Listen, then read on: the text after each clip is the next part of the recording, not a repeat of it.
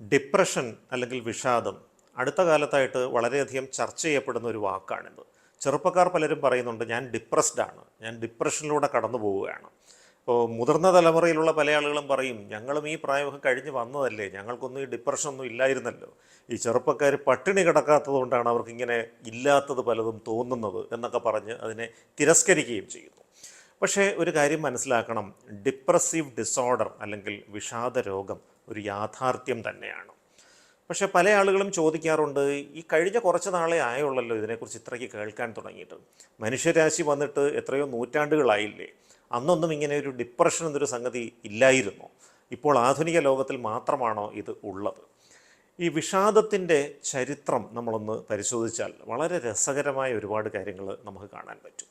പ്രാചീന കാലത്ത് ഗ്രീസിൽ നിന്നായിരുന്നു പലപ്പോഴും വൈദ്യശാസ്ത്രത്തിൻ്റെ ആദ്യകാല പഠനങ്ങൾ അല്ലെങ്കിൽ ആദ്യകാല നിരീക്ഷണങ്ങൾ കടന്നു വന്നിട്ടുള്ളത്.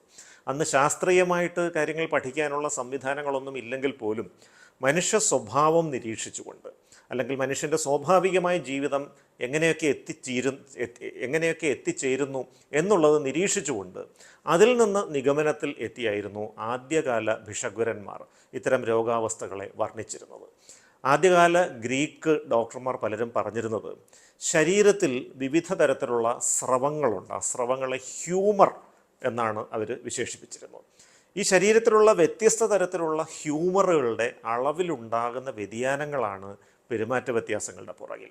ഈ വിഷാദമെന്ന് പറയുന്നതും അത്തരത്തിൽ ചില ഹ്യൂമറുകളുടെ അളവ് കുറയുന്നത് മൂലം ഉണ്ടാകുന്ന ഒരു അവസ്ഥയാണെന്നായിരുന്നു അന്നത്തെ കാലത്ത് വിലയിരുത്തപ്പെട്ടിരുന്നത്. കുറച്ച് നാൾ കഴിഞ്ഞ് ഒരു മധ്യകാലഘട്ടത്തിലൂടെ അടുത്തപ്പോഴാണ് ഈ പ്രേതബാധ, പിശാചുകൾ കയറുക തുടങ്ങിയ ചില ചിന്താഗതികൾ പെരുമാറ്റ വ്യത്യാസങ്ങളുടെ പുറകിൽ പ്രവർത്തിക്കുന്നുണ്ട് എന്ന ഒരു ധാരണയിലേക്ക് ലോകം എത്തിച്ചേർന്നത്. ഇതിൻ്റെ അടിസ്ഥാനത്തിൽ ഈ മരിച്ചുപോയ ആളുകളുടെ ആത്മാവ് ആവേശിക്കുന്ന മൂലമാണ് വിഷാദം പോലെയുള്ള അവസ്ഥകൾ വരുന്നത്, ആ ബാധ ഒഴിപ്പിക്കലിന് വേണ്ടിയുള്ള കർമ്മങ്ങളാണ് ചെയ്യേണ്ടതുള്ളത് എന്ന തരത്തിൽ ഓരോ രാജ്യത്തും അതാത് രാജ്യത്തിൻ്റെ മത സാംസ്കാരിക വിശ്വാസത്തിന് അടിസ്ഥാനപ്പെടുത്തിയിട്ടുള്ള പലതരത്തിലുള്ള പരിഹാര കർമ്മങ്ങളും ക്രിയകളുമൊക്കെ ഇതിനുവേണ്ടി ചെയ്യുന്നൊരു അവസ്ഥയുണ്ടായി. മൂന്നാമത് ഒരു ഘട്ടം എന്ന് പറയുന്നത് സിഗ്മണ്ട് ഫ്രോയിഡ് എന്ന് പറയുന്ന മനഃശാസ്ത്രജ്ഞൻ്റെ കാലഘട്ടത്തിൽ നിന്നാണ് ആരംഭിക്കുന്നത്. സിഗ്മണ്ട് ഫ്രോയിഡ് ഹിസ്റ്റീരിയ എന്ന് പറയുന്ന വിഭാഗത്തിൽപ്പെടുന്ന ചില പെരുമാറ്റ പ്രശ്നങ്ങളുള്ള ആളുകളെ പഠനവിധേയമാക്കി.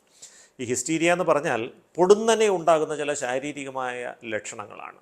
പെട്ടെന്ന് ശബ്ദം ഇല്ലാതെ പോകും, അല്ലെങ്കിൽ എന്തെങ്കിലും പ്രയാസം അനുഭവിക്കുന്ന ഒരു അവസ്ഥ വന്നു കഴിയുമ്പോൾ നടക്കാൻ കഴിയാതെ പോകുന്നു. അപ്പോൾ ഇത്തരത്തിലുള്ള പൊടുന്നനെയുള്ള പെരുമാറ്റ പ്രശ്നങ്ങൾ പലതും ഉപബോധ മനസ്സിൽ നിന്ന് ഉടലെടുക്കുന്ന പലതരത്തിലുള്ള ആശങ്കകളുടെയും ഉത്കണ്ഠകളുടെയും പ്രതിഫലനമാണ് എന്നുള്ള മട്ടിൽ ഫ്രോയിഡ് അതിനെ വിലയിരുത്താൻ തുടങ്ങി. അതിൻ്റെ ഭാഗമായിട്ട് സൈക്കോ അനാലിസിസ് അല്ലെങ്കിൽ മനോവിശ്ലേഷണം എന്ന ഒരു മനഃശാസ്ത്ര ശാഖ തന്നെ അദ്ദേഹം വികസിപ്പിച്ചെടുക്കുകയുണ്ടായി. വളരെ ചെറുപ്പത്തിൽ തന്നെ ഉണ്ടാകുന്ന അനുഭവങ്ങൾ ആഴത്തിൽ നമ്മളെ സ്വാധീനിക്കുകയും അതിൻ്റെ അടിസ്ഥാനത്തിൽ ചില പ്രത്യേകതരം പെരുമാറ്റങ്ങൾ നമ്മൾ കാണിക്കുകയും ചെയ്യുന്നു. അതാണ് എല്ലാ മാനസിക പ്രശ്നങ്ങളുടെയും അടിസ്ഥാനം എന്നുള്ള മട്ടിൽ ഫ്രോയിഡ് വിലയിരുത്തുകയുണ്ടായി. ഫ്രോയിഡ് പ്രധാനമായിട്ടും പറഞ്ഞത് മനുഷ്യനെ മുന്നോട്ട് നയിക്കുന്നത് 3 കാര്യങ്ങളാണ്. 1, ഒരു മഹാനായി മാറാനുള്ള ഒരു ആഗ്രഹം. 2, ലൈംഗിക ചോദന അല്ലെങ്കിൽ അടിസ്ഥാന ജൈവ ചോദനകൾ. 3, മറ്റുള്ളവർ തന്നെക്കുറിച്ച് എന്ത് ധരിക്കും എന്ന് ഉള്ള ഒരു ചിന്താഗതി. അപ്പോൾ ഇതിൻ്റെ ഒരു ബാലൻസിൻ്റെ അടിസ്ഥാനത്തിലാണ് മനുഷ്യൻ പ്രത്യേക രീതികളിലൊക്കെ പ്രവർത്തിക്കുന്നത്, പെരുമാറുന്നത് എന്നാണ് ഫ്രോയിഡ് നിരീക്ഷിച്ചത്. ഫ്രോയിഡിൻ്റെ ശിഷ്യനായിരുന്ന കാൾ ഗസ്റ്റാവ് യൂങ് എന്ന ഒരു മനഃശാസ്ത്രജ്ഞൻ ഫ്രോയിഡുമായി തെറ്റിപ്പിരിഞ്ഞ് അനലിറ്റിക്കൽ സൈക്കോളജി അല്ലെങ്കിൽ വിശകലനാത്മക മനഃശാസ്ത്രം എന്ന മറ്റൊരു മനഃശാസ്ത്ര ശാഖ വികസിപ്പിച്ചെടുക്കുകയുണ്ടായി. ഈ യൂങ് ആണ് ആദ്യമായിട്ട് കോംപ്ലക്സ് എന്ന് പറഞ്ഞ ഒരു വാക്ക് പ്രയോഗിച്ച്, നമ്മൾ ഇന്നത്തെ കാലത്ത് സംസാര ഭാഷയിൽ പോലും സാർവത്രികമായിട്ട് ഉപയോഗിക്കുന്ന ഇൻഫീരിയോറിറ്റി കോംപ്ലക്സ് അല്ലെങ്കിൽ അപകർഷതാബോധം എന്ന് പറയുന്ന ആശയങ്ങളൊക്കെ മുന്നോട്ട് വെച്ചത് യൂങ് ആയിരുന്നു. അപ്പോൾ ഫ്രോയിഡിൻ്റെയും യൂങ്ങിൻ്റെയും ഒക്കെ നിരീക്ഷണങ്ങൾ അനുഭവങ്ങളോടുള്ള പ്രതികരണമായിട്ട് എങ്ങനെ മാനസിക പ്രശ്നങ്ങൾ വരുന്നു, ദുരനുഭവങ്ങൾ ഉണ്ടാകുമ്പോൾ അതിനോടുള്ളൊരു പ്രതികരണമായി എങ്ങനെ വിഷാദം പോലെയുള്ള അവസ്ഥയിലേക്ക് മനുഷ്യർ എത്തിച്ചേരുന്നു എന്നുള്ളതാണ്. ഇതിന് സമാന്തരമായിട്ട് ഈ 20-ാം നൂറ്റാണ്ടിൻ്റെ ആദ്യ ദശകങ്ങളിൽ യൂറോപ്പിലും മാനസികാരോഗ്യ പ്രശ്നങ്ങളുള്ള ആളുകളെ നിരീക്ഷിച്ചുകൊണ്ട് ഒരുപാട് ഗവേഷകന്മാർ പ്രവർത്തിച്ചിരുന്നു. ഇതിൽ ഏറ്റവും ശ്രദ്ധേയനായ ഒരു ഗവേഷകനായിരുന്നു എമിൽ ക്രെപ്ലിൻ. അന്നത്തെ കാലത്ത് നിങ്ങൾ ഓർക്കണം, മാനസികാരോഗ്യ പ്രശ്നങ്ങൾക്ക് ചികിത്സയൊന്നും കണ്ടുപിടിക്കപ്പെട്ടിട്ടില്ല. മാനസികാരോഗ്യ പ്രശ്നങ്ങൾക്ക് മാത്രമല്ല, ബാക്ടീരിയൽ അണുബാധകൾക്ക് പോലും ചികിത്സയൊന്നും കണ്ടുപിടിക്കപ്പെടാത്ത ആ ഒരു കാലഘട്ടത്തെക്കുറിച്ചാണ് ഞാൻ സൂചിപ്പിക്കുന്നത്. അന്ന് അലഞ്ഞു തിരിഞ്ഞ് നടക്കുന്ന മാനസികാരോഗ്യ പ്രശ്നങ്ങളുള്ള ആളുകളെ ഈ എമിൽ ക്രെപ്ലിൻ നിരീക്ഷിച്ചു. അക്കാലത്ത് ഒരു സൗകര്യം, ചികിത്സകളില്ലാത്തത് കൊണ്ട് തന്നെ ഈ രോഗാവസ്ഥയുടെ സ്വാഭാവിക ചരിത്രം അല്ലെങ്കിൽ നാച്ചുറൽ ഹിസ്റ്ററി മനസ്സിലാക്കാൻ ഗവേഷകർക്ക് കഴിഞ്ഞിരുന്നു. കാരണം ചികിത്സയില്ലാത്തതുകൊണ്ട് തന്നെ ഈ രോഗം ഏത് ഘട്ടം വരെ വഷളാവും, വഷളായാൽ ഏത് അവസ്ഥ വരെ ആ ആൾ എത്തിച്ചേരാം, എത്ര വയസ്സിൽ അദ്ദേഹം മരിക്കും, ഇതെല്ലാം നിരീക്ഷിക്കാനുള്ളൊരു അവസരം കിട്ടിയിരുന്നു. ക്രെപ്ലിൻ ഇങ്ങനെ നോക്കിയപ്പോൾ 2 വ്യത്യസ്ത തരത്തിലുള്ള മാനസികാരോഗ്യ പ്രശ്നങ്ങളുള്ളവരെ അദ്ദേഹം കണ്ടു. അതിലൊരു വിഭാഗം ആളുകൾ ഒരു കൗമാരത്തിൻ്റെ അവസാനം അല്ലെങ്കിൽ യൗവനത്തിൻ്റെ ആരംഭത്തിൽ തന്നെ ചില രോഗലക്ഷണങ്ങൾ പ്രദർശിപ്പിക്കുന്നു. അകാരണമായ ഭയം, സംശയങ്ങൾ, ഒറ്റയ്ക്കിരുന്ന് ചിരിക്കുക, ഒറ്റയ്ക്കിരുന്ന് പിറുപിറുക്കുക. കുറച്ച് കഴിയുമ്പോൾ സ്വന്തം പ്രാഥമിക കാര്യങ്ങൾ പോലും ചെയ്യാൻ താല്പര്യമില്ലാത്ത അവസ്ഥയിലേക്ക് അവർ പോയി. അവർ കുളിക്കില്ല, നനയ്ക്കില്ല, പല്ല് തേക്കില്ല, മുഷിഞ്ഞ വസ്ത്രങ്ങൾ ധരിച്ചുകൊണ്ട് നടക്കും. സാങ്കല്പിക ലോകത്ത് ഏതോ അശരീരി ശബ്ദത്തിനോടുള്ള മറുപടിയായിട്ട് ഒറ്റയ്ക്കിങ്ങനെ പിറുപിറുത്തുകൊണ്ട് നടന്നു പോകുന്ന ആ വ്യക്തികൾ ഒരു 10-15 വർഷം അങ്ങനെ മുന്നോട്ട് പോയി കഴിഞ്ഞപ്പോൾ ഓർമ്മകൾ നശിച്ച് സ്ഥലകാലബോധമൊക്കെ നഷ്ടപ്പെട്ട് ഒരു 10-35 വയസ്സൊക്കെ ആകുമ്പോഴേക്കും ഒരു മറവി രോഗം ബാധിച്ച വ്യക്തിയെപ്പോലെ ആയിത്തീരുന്നതായിട്ട് എമിൽ ക്രെപ്ലിൻ കണ്ടു. അപ്പം അന്ന് ഇതിനു മുൻപ് തന്നെ അലോയ് അൽസൈമർ എന്ന് പറയുന്ന ഒരു വ്യക്തി മറവി രോഗത്തെക്കുറിച്ച് വിശദീകരിച്ചിരുന്നു. അൽസൈമേഴ്സ് രോഗം എന്ന് പറയുന്ന 1906 തന്നെ വിശദീകരിക്കപ്പെട്ടിരുന്നു. സാധാരണ ഈ അൽസൈമേഴ്സ് രോഗമൊക്കെ 60 വയസ്സിന് ശേഷമുള്ള ആളുകളിലാണ് വരുന്നത്. പക്ഷേ ഇവിടെ നോക്കിയപ്പോൾ ഉണ്ട് 30-നും 35-നും ഇടയ്ക്ക് തന്നെ പല ആളുകൾക്കും മറവി രോഗത്തിന് സമാനമായൊരവസ്ഥ വരുന്നു. ഈ അവസ്ഥയ്ക്ക് എമിൽ ക്രെപ്ലിൻ ഡിമെൻഷ്യ പ്രീകോക്സ് എന്ന് പേരിട്ടു. അതായത് ചെറുപ്രായത്തിൽ വരുന്ന അല്ലെങ്കിൽ യൗവനത്തിൽ വരുന്ന മറവി രോഗം എന്ന അർത്ഥത്തിൽ ഡിമെൻഷ്യ പ്രീകോക്സ് എന്ന് പേരിട്ടു. രണ്ടാമതൊരു വിഭാഗം ആളുകളെ എമിൽ ക്രെപ്ലിൻ നിരീക്ഷിച്ചപ്പോൾ ഇവരുടെ സ്വഭാവത്തിൽ 2 വ്യത്യസ്ത അവസ്ഥകൾ ഉണ്ടാകുന്നു, മാറി മാറി വരുന്നു ഈ 2 അവസ്ഥകളും എന്ന് ക്രെപ്ലിൻ കണ്ടെത്തി. കുറച്ച് നാൾ ഇവർ വളരെ ഊർജ്ജസ്വലരായിരിക്കും, അമിതമായിട്ട് സംസാരിക്കും, ഒരുപാട് പരിചയമില്ലാത്ത ആളുകളെ ഇടിച്ചു കയറി പരിചയപ്പെട്ടെന്നിരിക്കും, അമിതമായ ലൈംഗിക താല്പര്യം കാണിക്കും, അമിതമായ ഭക്തി കാണിക്കും, പാട്ടുപാടും, ഡാൻസ് കളിക്കും, ചിലപ്പോൾ അക്രമ സ്വഭാവം കാണിക്കും. ഇത്തരത്തിലുള്ളൊരു ഉന്മാദ അവസ്ഥ കുറച്ച് നാൾ നീണ്ടു നിൽക്കുന്നു. ഇത് കഴിഞ്ഞിട്ട് പെട്ടെന്നൊരു ദിവസം ഇദ്ദേഹം ഈ ഉന്മാദാവസ്ഥയിൽ നിന്ന് മാറി തീവ്രമായ വിഷാദാവസ്ഥയിലേക്ക് പോകുന്നു. ആരോടും മിണ്ടാതെയാകുന്നു, ഉറങ്ങുന്നില്ല, സങ്കടപ്പെടുന്നു, കരയുന്നു, ജീവിച്ചിട്ട് കാര്യമില്ല എന്നുള്ള മട്ടിൽ സംസാരിക്കാൻ താല്പര്യപ്പെടുന്നു, ജോലിക്ക് പോകുന്നില്ല, ഒരു കാര്യത്തിലും സന്തോഷം കണ്ടെത്താനാകുന്നില്ല എന്ന് പറയുന്നു, വല്ലാത്ത ക്ഷീണമാണെന്ന് പറയുന്നു, ചിലപ്പോൾ ആത്മഹത്യ പോലും ചെയ്യുന്നു. അപ്പോൾ ഇത്തരത്തിൽ ഉന്മാദവും വിഷാദവും മാറി മാറി ഒരു വ്യക്തിയുടെ ജീവിതത്തിൽ കടന്നു വരുന്ന ആ അവസ്ഥയ്ക്ക് എമിൽ ക്രെപ്ലിൻ മാനിക് ഡിപ്രസീവ് ഇൽനെസ് അല്ലെങ്കിൽ ഉന്മാദ വിഷാദ രോഗം എന്ന് പേരിട്ടു. അവിടം തൊട്ട് ഇങ്ങോട്ടാണ് ഈ വിഷാദ രോഗം എന്ന അവസ്ഥയെക്കുറിച്ച്, അതിൻ്റെ ലക്ഷണങ്ങളെക്കുറിച്ച്, അതിൻ്റെ സവിശേഷതകളെക്കുറിച്ച്, അതിൻ്റെ പ്രത്യാഘാതങ്ങളെക്കുറിച്ചൊക്കെ ആധുനിക മനഃശാസ്ത്ര ലോകം കൂടുതൽ മനസ്സിലാക്കാനായിട്ട് ശ്രമിച്ചത്. പിന്നീട് നടന്ന പല പഠനങ്ങളും മനസ്സ് എവിടെയാണ് അല്ലെങ്കിൽ മനസ്സിൻ്റെ ഇരിപ്പിടം എവിടെയാണ് എന്നുള്ളൊരു അന്വേഷണത്തിൻ്റെ പുറകെ പായുകയായിരുന്നു. മാനസിക രോഗമെന്നാൽ പെരുമാറ്റ പ്രശ്നങ്ങളാണെന്ന് മനസ്സിലായി. പക്ഷേ എവിടെയാണ് ഈ മനസ്സ് നിലകൊള്ളുന്നത്? നമുക്കറിയാം, ദഹനത്തിൻ്റെ ഒരു പ്രശ്നമാണെങ്കിൽ ആമാശയത്തിലാണ് പ്രശ്നം. ഹൃദയമിടിപ്പിൻ്റെ തകരാറാണ് അല്ലെങ്കിൽ രക്തസമ്മർദ്ദത്തിൻ്റെ പ്രശ്നമുണ്ടെങ്കിൽ ഹൃദയത്തിൻ്റെ തകരാറാണ്. പക്ഷേ ഈ മനസ്സ് ഇരിക്കുന്നത് എവിടെയാണ്? ഇത് മനസ്സിലാക്കാൻ കഴിയാതെ കുറേയധികം നാൾ ശാസ്ത്രലോകം പകച്ചു നിന്നു. മനസ്സ് എന്താണ് എന്ന് ശാസ്ത്രലോകത്തെ ബോധ്യപ്പെടുത്തിയത് അമേരിക്കയിൽ ഒരുപാട് നാളിന് മുൻപ് റെയിൽവേ തൊഴിലാളികളുടെ ഇടയിൽ നടന്ന ഒരു സംഭവമാണ്. ഈ റെയിൽവേ തൊഴിലാളികൾ ഈ റെയിൽവേ പാളം പണിയുന്ന ജോലിയാണ് ഏറ്റെടുത്ത് ചെയ്തിരുന്നത്. കാട്ടിനുള്ളിൽ അല്ലെങ്കിൽ പാറക്കെട്ടുകളുള്ള സ്ഥലത്തൊക്കെ ചെന്നിട്ട് പാറ പൊട്ടിച്ച് നീക്കം ചെയ്ത് അവിടെ റെയിൽവേ ട്രാക്ക് പണിയുക എന്നുള്ള ജോലിയിൽ ഏർപ്പെട്ടിരുന്ന ഒരു സംഘം ആളുകൾ. ആ കൂട്ടത്തിൽ നല്ലൊരു ചെറുപ്പക്കാരനുണ്ടായിരുന്നു, ഫീനിയാസ് ഗേജ് എന്നായിരുന്നു അദ്ദേഹത്തിൻ്റെ പേര്. ഈ ഫീനിയാസ് ഗേജ് വളരെ സൽസ്വഭാവിയും പരോപകാരിയും മാന്യനുമായ മനുഷ്യനായിരുന്നു. എത്ര പ്രകോപിപ്പിക്കാൻ ശ്രമിച്ചാലും ദേഷ്യപ്പെടാത്തൊരു വ്യക്തി. സഹപ്രവർത്തകർക്ക് ആർക്കെങ്കിലും ആരോഗ്യ പ്രശ്നം വന്നാൽ അവരെ തോളിലെടുത്തുകൊണ്ട് ആശുപത്രിയിലേക്ക് പോകുന്ന പരോപകാരി, സ്ത്രീകളോടും കുട്ടികളോടുമൊക്കെ അങ്ങേയറ്റം കാരുണ്യത്തോടെ പെരുമാറുന്ന വളരെ മാന്യനായ, അടിമുടി മാന്യനായ ഒരു മനുഷ്യൻ. ഫീനിയാസ് ഗേജിന് തൊഴിലിടത്തിൽ വെച്ച് ഒരു അപകടം പറ്റി. ഈ പാറ പൊട്ടിക്കാൻ ഉപയോഗിക്കുന്ന ക്രോബാർ എന്ന് പറയുന്ന ഒരു ഉപകരണമുണ്ട്, മൂർച്ചയുള്ള അഗ്രഭാഗം. ഒരിക്കൽ ഈ പാറ പൊട്ടിക്കുന്നതിനിടയിൽ പാറ വൻതോതിൽ പൊട്ടിത്തെറിച്ചപ്പോൾ എല്ലാവരും കൂടെ എടുത്ത് ചാടി രക്ഷപ്പെടാനായിട്ട്. അപ്പോൾ ഒരു ക്രോബാർ തൊട്ടടുത്തൊരു ചെളിക്കുണ്ടിലേക്ക് വീണപ്പോൾ അത് കൂർത്ത അഗ്രഭാഗം മുകളിലോട്ട് നിൽക്കുന്ന രീതിയിലാണ് വീണത്. നിർഭാഗ്യവശാൽ ഫീനിയാസ് ഗേജ് ചാടിയപ്പോൾ ഈ ക്രോബാറിൻ്റെ പുറത്തേക്കാണ് അദ്ദേഹം വീണത്. അദ്ദേഹത്തിൻ്റെ നെറ്റിയുടെ ഒരു വശത്തൂടെ ക്രോബാർ തുളച്ച് മറുവശത്തൂടെ പുറത്തേക്ക് ഇറങ്ങി.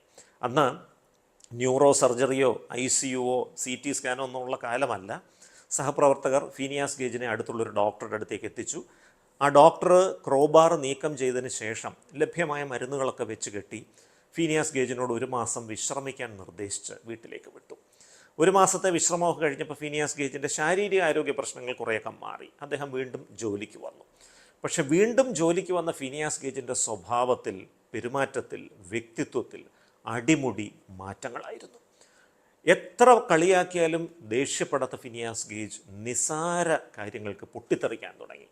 പൊട്ടിത്തെറിക്കുക മാത്രമല്ല, ദേഷ്യം നിയന്ത്രിക്കാൻ കഴിയാതെ സഹപ്രവർത്തകരെ ആക്രമിക്കുന്ന അവസ്ഥയിലേക്ക് ഫീനിയാസ് ഗേജ് എത്തിച്ചേർന്നു. ഏതെങ്കിലും സ്ത്രീകൾ ആ തൊഴിലിടത്തിൻ്റെ സൈഡിലൂടെ പോയാൽ ചീത്ത വാക്കുകൾ ഉപയോഗിച്ച് തെറിപ്പാട്ടുകളൊക്കെ പാടി അശ്ലീല ചേഷ്ടകളും കാണിച്ചുകൊണ്ട് ഇതുവരെ ചെയ്തിട്ടില്ലാത്ത രീതിയിൽ ഫീനിയാസ് ഗേജ് പ്രവർത്തിക്കാൻ തുടങ്ങി. സഹപ്രവർത്തകനായ ഒരു വ്യക്തി തലചുറ്റി വീണപ്പോൾ ആ ഭാഗത്തേക്ക് തിരിഞ്ഞു നോക്കാതെ യാന്ത്രികമായി അദ്ദേഹം തൻ്റെ ജോലി തുടർന്നു. സഹപ്രവർത്തകനായ ഒരാൾ വീണ് കിടക്കുകയല്ലേ എന്ന് പറഞ്ഞപ്പോൾ അതിനെനിക്കെന്താണ് നഷ്ടം എന്ന മട്ടിൽ അദ്ദേഹം സംസാരിച്ചു. അപ്പോൾ പരോപകാരിയും മാന്യനും സത്യസന്ധനും ആയിരുന്ന ഫീനിയാസ് ഗേജ് ഈ ഒരു അപകടം കഴിഞ്ഞതോടുകൂടി ക്ഷിപ്രകോപിയും ആത്മനിയന്ത്രണമില്ലാത്തവനും അനുതാപമില്ലാത്തവനുമായി മാറിയ ഒരു കാഴ്ചയാണ് ലോകത്തിന് കാണാൻ കഴിഞ്ഞത്. എന്താണ് സംഭവിച്ചത്? ഈ അപകടത്തിലാകെ സംഭവിച്ചത് തലച്ചോറിലൂടെ ഒരു സംഗതി, മൂർച്ചയുള്ളൊരു വസ്തു തുളച്ചു കയറി. നിർഭാഗ്യവശാൽ നമ്മുടെയൊക്കെ നെറ്റിയുടെ പുറകിലിരിക്കുന്ന തലച്ചോറിൻ്റെ മുൻഭാഗം പ്രീ ഫ്രോണ്ടൽ കോർട്ടെക്സ് എന്ന് പറയും. ഈ മനുഷ്യ മസ്തിഷ്കത്തിൻ്റെ ഏറ്റവും കൂടുതൽ വികാസം പ്രാപിച്ചിട്ടുള്ള ഏറ്റവും പുതിയ ഭാഗമാണ് ഈ പ്രീ ഫ്രോണ്ടൽ കോർട്ടെക്സ്. മൃഗങ്ങളിലൊന്നും അത് അത്ര വികസിച്ചിട്ടില്ല. അതുകൊണ്ട് തന്നെയാണ് മൃഗങ്ങൾക്ക് ആത്മനിയന്ത്രണമില്ലാത്തത്. എന്ത് വികാരം തോന്നിയാലും ഉടനടി മൃഗങ്ങൾ അതിൻ്റെ അടിസ്ഥാനത്തിൽ പ്രവർത്തിക്കുന്നു. വിശന്നാൽ ഭക്ഷണം കഴിക്കുന്നു. ലൈംഗിക വികാരങ്ങൾ തോന്നിയാൽ അതപ്പോൾ നിർവഹിക്കുന്നു. ചുറ്റും ആളുകൾ നിൽക്കുന്നു എന്ന് മൃഗങ്ങൾ ശ്രദ്ധിക്കാറില്ല. പക്ഷേ മനുഷ്യന് ഈ പ്രീ ഫ്രോണ്ടൽ കോർട്ടെക്സ് ഉള്ളതുകൊണ്ടാണ് ആത്മനിയന്ത്രണം സാധ്യമാകുന്നത്. മനുഷ്യന് പ്രീ ഫ്രോണ്ടൽ കോർട്ടെക്സ് ഉള്ളതുകൊണ്ടാണ് ഭാവിക്ക് വേണ്ടി കരുതി വയ്ക്കാൻ കഴിയുന്നത്. മൃഗങ്ങളാരും ബാങ്കിൽ അക്കൗണ്ട് തുടങ്ങിയായിട്ട് നമുക്കറിയില്ല, അല്ലേ? മനുഷ്യനത് ചെയ്യുന്നത് ഭാവിക്ക് വേണ്ടിയിട്ടുള്ള ആസൂത്രണം. അതിന് നമ്മളെ സഹായിക്കുന്നത് ഈ പ്രീ ഫ്രോണ്ടൽ കോർട്ടെക്സ് ആണ്. അപ്പോൾ ഈ പ്രീ ഫ്രോണ്ടൽ കോർട്ടെക്സിനാണ് ഫീനിയാസ് ഗേജിന് ക്ഷതം സംഭവിച്ചത്. ആ ക്ഷതം സംഭവിച്ചതോടുകൂടി ഫീനിയാസ് ഗേജിൻ്റെ പെരുമാറ്റത്തിലും വ്യക്തിത്വത്തിലും തിരിച്ചറിയാൻ കഴിയാത്ത വിധമുള്ളൊരു വ്യത്യാസമാണ് സംഭവിച്ചത്. അദ്ദേഹം ഒരു തീർത്തും പുതിയ മനുഷ്യനായി മാറി. ഈ ഒരു അനുഭവമാണ് തലച്ചോറാണ് മനസ്സിൻ്റെ ഇരിപ്പിടം എന്ന ധാരണയിലേക്ക് ആധുനിക ശാസ്ത്രലോകത്തെ എത്തിച്ചത്. തുടർന്ന് നിരവധി പഠനങ്ങൾ നടന്നു. തലച്ചോറിന് ട്യൂമർ ബാധിച്ച വ്യക്തികൾ, അപകടത്തിൽ പരിക്കേറ്റ് തലച്ചോറിന് ക്ഷതം സംഭവിച്ചവർ, മറവി രോഗം മൂലം തലച്ചോറിൻ്റെ വിവിധ ഭാഗങ്ങൾ ജീർണിച്ചവർ, ഇവരിലൊക്കെ പലതരം പഠനങ്ങൾ നടന്നു. അപ്പോഴേക്കും CT സ്കാനും MRI സ്കാനും അത്തരത്തിലുള്ള പലതരം പരിശോധനകൾ വന്നു. ഈ പരിശോധനകളെല്ലാം നടത്തി നോക്കിയപ്പോൾ മനസ്സിലായത് തലച്ചോറിൻ്റെ ഘടനയിലോ പ്രവർത്തനങ്ങളിലോ എന്തെങ്കിലും തകരാറ് സംഭവിച്ചിട്ടുണ്ടെങ്കിൽ ആ വ്യക്തികൾക്ക് പെരുമാറ്റ പ്രശ്നങ്ങൾ സംഭവിക്കുന്നു എന്നുള്ളതാണ്. ഇത്തരത്തിലുള്ള പരീക്ഷണ നിരീക്ഷണ അനുഭവങ്ങളുടെ അടിസ്ഥാനത്തിലാണ് മനസ്സ് എന്നത് തലച്ചോറിൻ്റെ ഉന്നത പ്രവർത്തനങ്ങളുടെ ആകത്തുകയാണ് എന്ന നിഗമനത്തിലേക്ക് ശാസ്ത്രലോകം എത്തിച്ചേരുന്നത്. പക്ഷെ നമുക്കറിയാം, ഏതൊരു അവയവവും ഒറ്റയ്ക്ക് പ്രവർത്തിക്കാൻ പ്രാപ്തമല്ല ശരീരത്തിൽ, അല്ലേ? ഹൃദയത്തിന് തന്നെ പ്രവർത്തിക്കാൻ പറ്റില്ല. മറ്റെല്ലാ അവയവങ്ങളും ഉണ്ടെങ്കിലേ ഹൃദയത്തിന് പ്രവർത്തിക്കാൻ പറ്റൂ. എന്ന് പറയുന്ന പോലെ തലച്ചോറും മറ്റ് എല്ലാ അവയവങ്ങളുടെയും സഹായത്തോടെയാണ് പ്രവർത്തിക്കുന്നത്. രക്തചംക്രമണം, രക്തത്തിലെ ഓക്സിജൻ, രക്തത്തിലെ ഗ്ലൂക്കോസ്, രക്തത്തിലെ ലവണങ്ങൾ, രക്തത്തിലുള്ള അണുബാധ, ഇതൊക്കെ തലച്ചോറിൻ്റെ പ്രവർത്തനങ്ങളെ ബാധിക്കും. അതുകൊണ്ടാണ് രക്തത്തിലെ ഗ്ലൂക്കോസ് കുറയുമ്പോൾ പെട്ടെന്ന് മോഹാലസ്യം ഉണ്ടാകുന്നത്, രക്തത്തിലെ സോഡിയത്തിൻ്റെ അളവ് കുറയുമ്പോൾ പെട്ടെന്ന് ആളിനെ തിരിച്ചറിയാൻ കഴിയാത്ത അവസ്ഥയിലേക്ക് ആൾ എത്തിച്ചേരുന്നത്, രക്തത്തിൽ അണുബാധ കൂടുന്ന സെപ്റ്റിസീമിയ എന്ന അവസ്ഥയിലേക്ക് വരുമ്പോൾ ബോധം നഷ്ടപ്പെട്ടു പോകുന്നത്, അതൊക്കെ ഈ തലച്ചോറിനെ മറ്റ് അനവധി ഘടകങ്ങൾ സ്വാധീനിക്കുന്നുകൊണ്ടാണ്. പക്ഷേ ഇതിനോടൊപ്പം തന്നെ പാരിസ്ഥിതിക ഘടകങ്ങളും തലച്ചോറിൻ്റെ പ്രവർത്തനത്തിനെ സ്വാധീനിക്കും. കാരണം തലച്ചോറിന് വിശ്രമം ആവശ്യമാണ്, മറ്റേതൊരു അവയവത്തെയും പോലെ. തലച്ചോറിന് വിശ്രമം കിട്ടുന്നൊരവസ്ഥയാണ് ഉറക്കം എന്ന് പറയുന്നത്. അപ്പോൾ ഉറക്കത്തിൻ്റെ സമയത്ത് 2-3 പ്രക്രിയകൾ നടക്കുന്നുണ്ട്. ഒന്ന്, തലച്ചോറിലെ കോശങ്ങൾ വിശ്രമിച്ച് ഊർജ്ജസ്വലത കൈവരിച്ച് വീണ്ടും പ്രവർത്തനക്ഷമമാകുന്നു. പകൽ സമയത്ത് തലച്ചോറിലെ ചയാപചയ പ്രവർത്തനങ്ങളുടെ ഫലമായി ഉൽപ്പാദിപ്പിക്കപ്പെടുന്ന മാലിന്യങ്ങൾ ശരീരത്തിൽ നിന്ന് പുറന്തള്ളുന്നതും ഈ ഉറക്കത്തിൻ്റെ സമയത്താണ്. ഏറ്റവും പ്രധാനം, നമ്മൾ പകൽ സമയത്ത് കാണുകയും കേൾക്കുകയും പഠിക്കുകയും അറിയുകയും ചെയ്യുന്ന അറിവുകൾ തലച്ചോറിൽ അടുക്കി വെക്കുന്നൊരു പ്രക്രിയ, കൺസോളിഡേഷൻ ഓഫ് മെമ്മറി, ഇത് നടക്കാനും ഉറക്കം ആവശ്യമാണ്. അപ്പോൾ വീട്ടിലൊരു വഴക്ക് നടന്നു, അല്ലെങ്കിൽ വീട്ടിലെ അന്തരീക്ഷം മോശമായിരുന്നു, ഉറങ്ങാൻ പറ്റിയില്ല, അത് തലച്ചോറിൻ്റെ പ്രവർത്തനത്തെ ബാധിക്കും.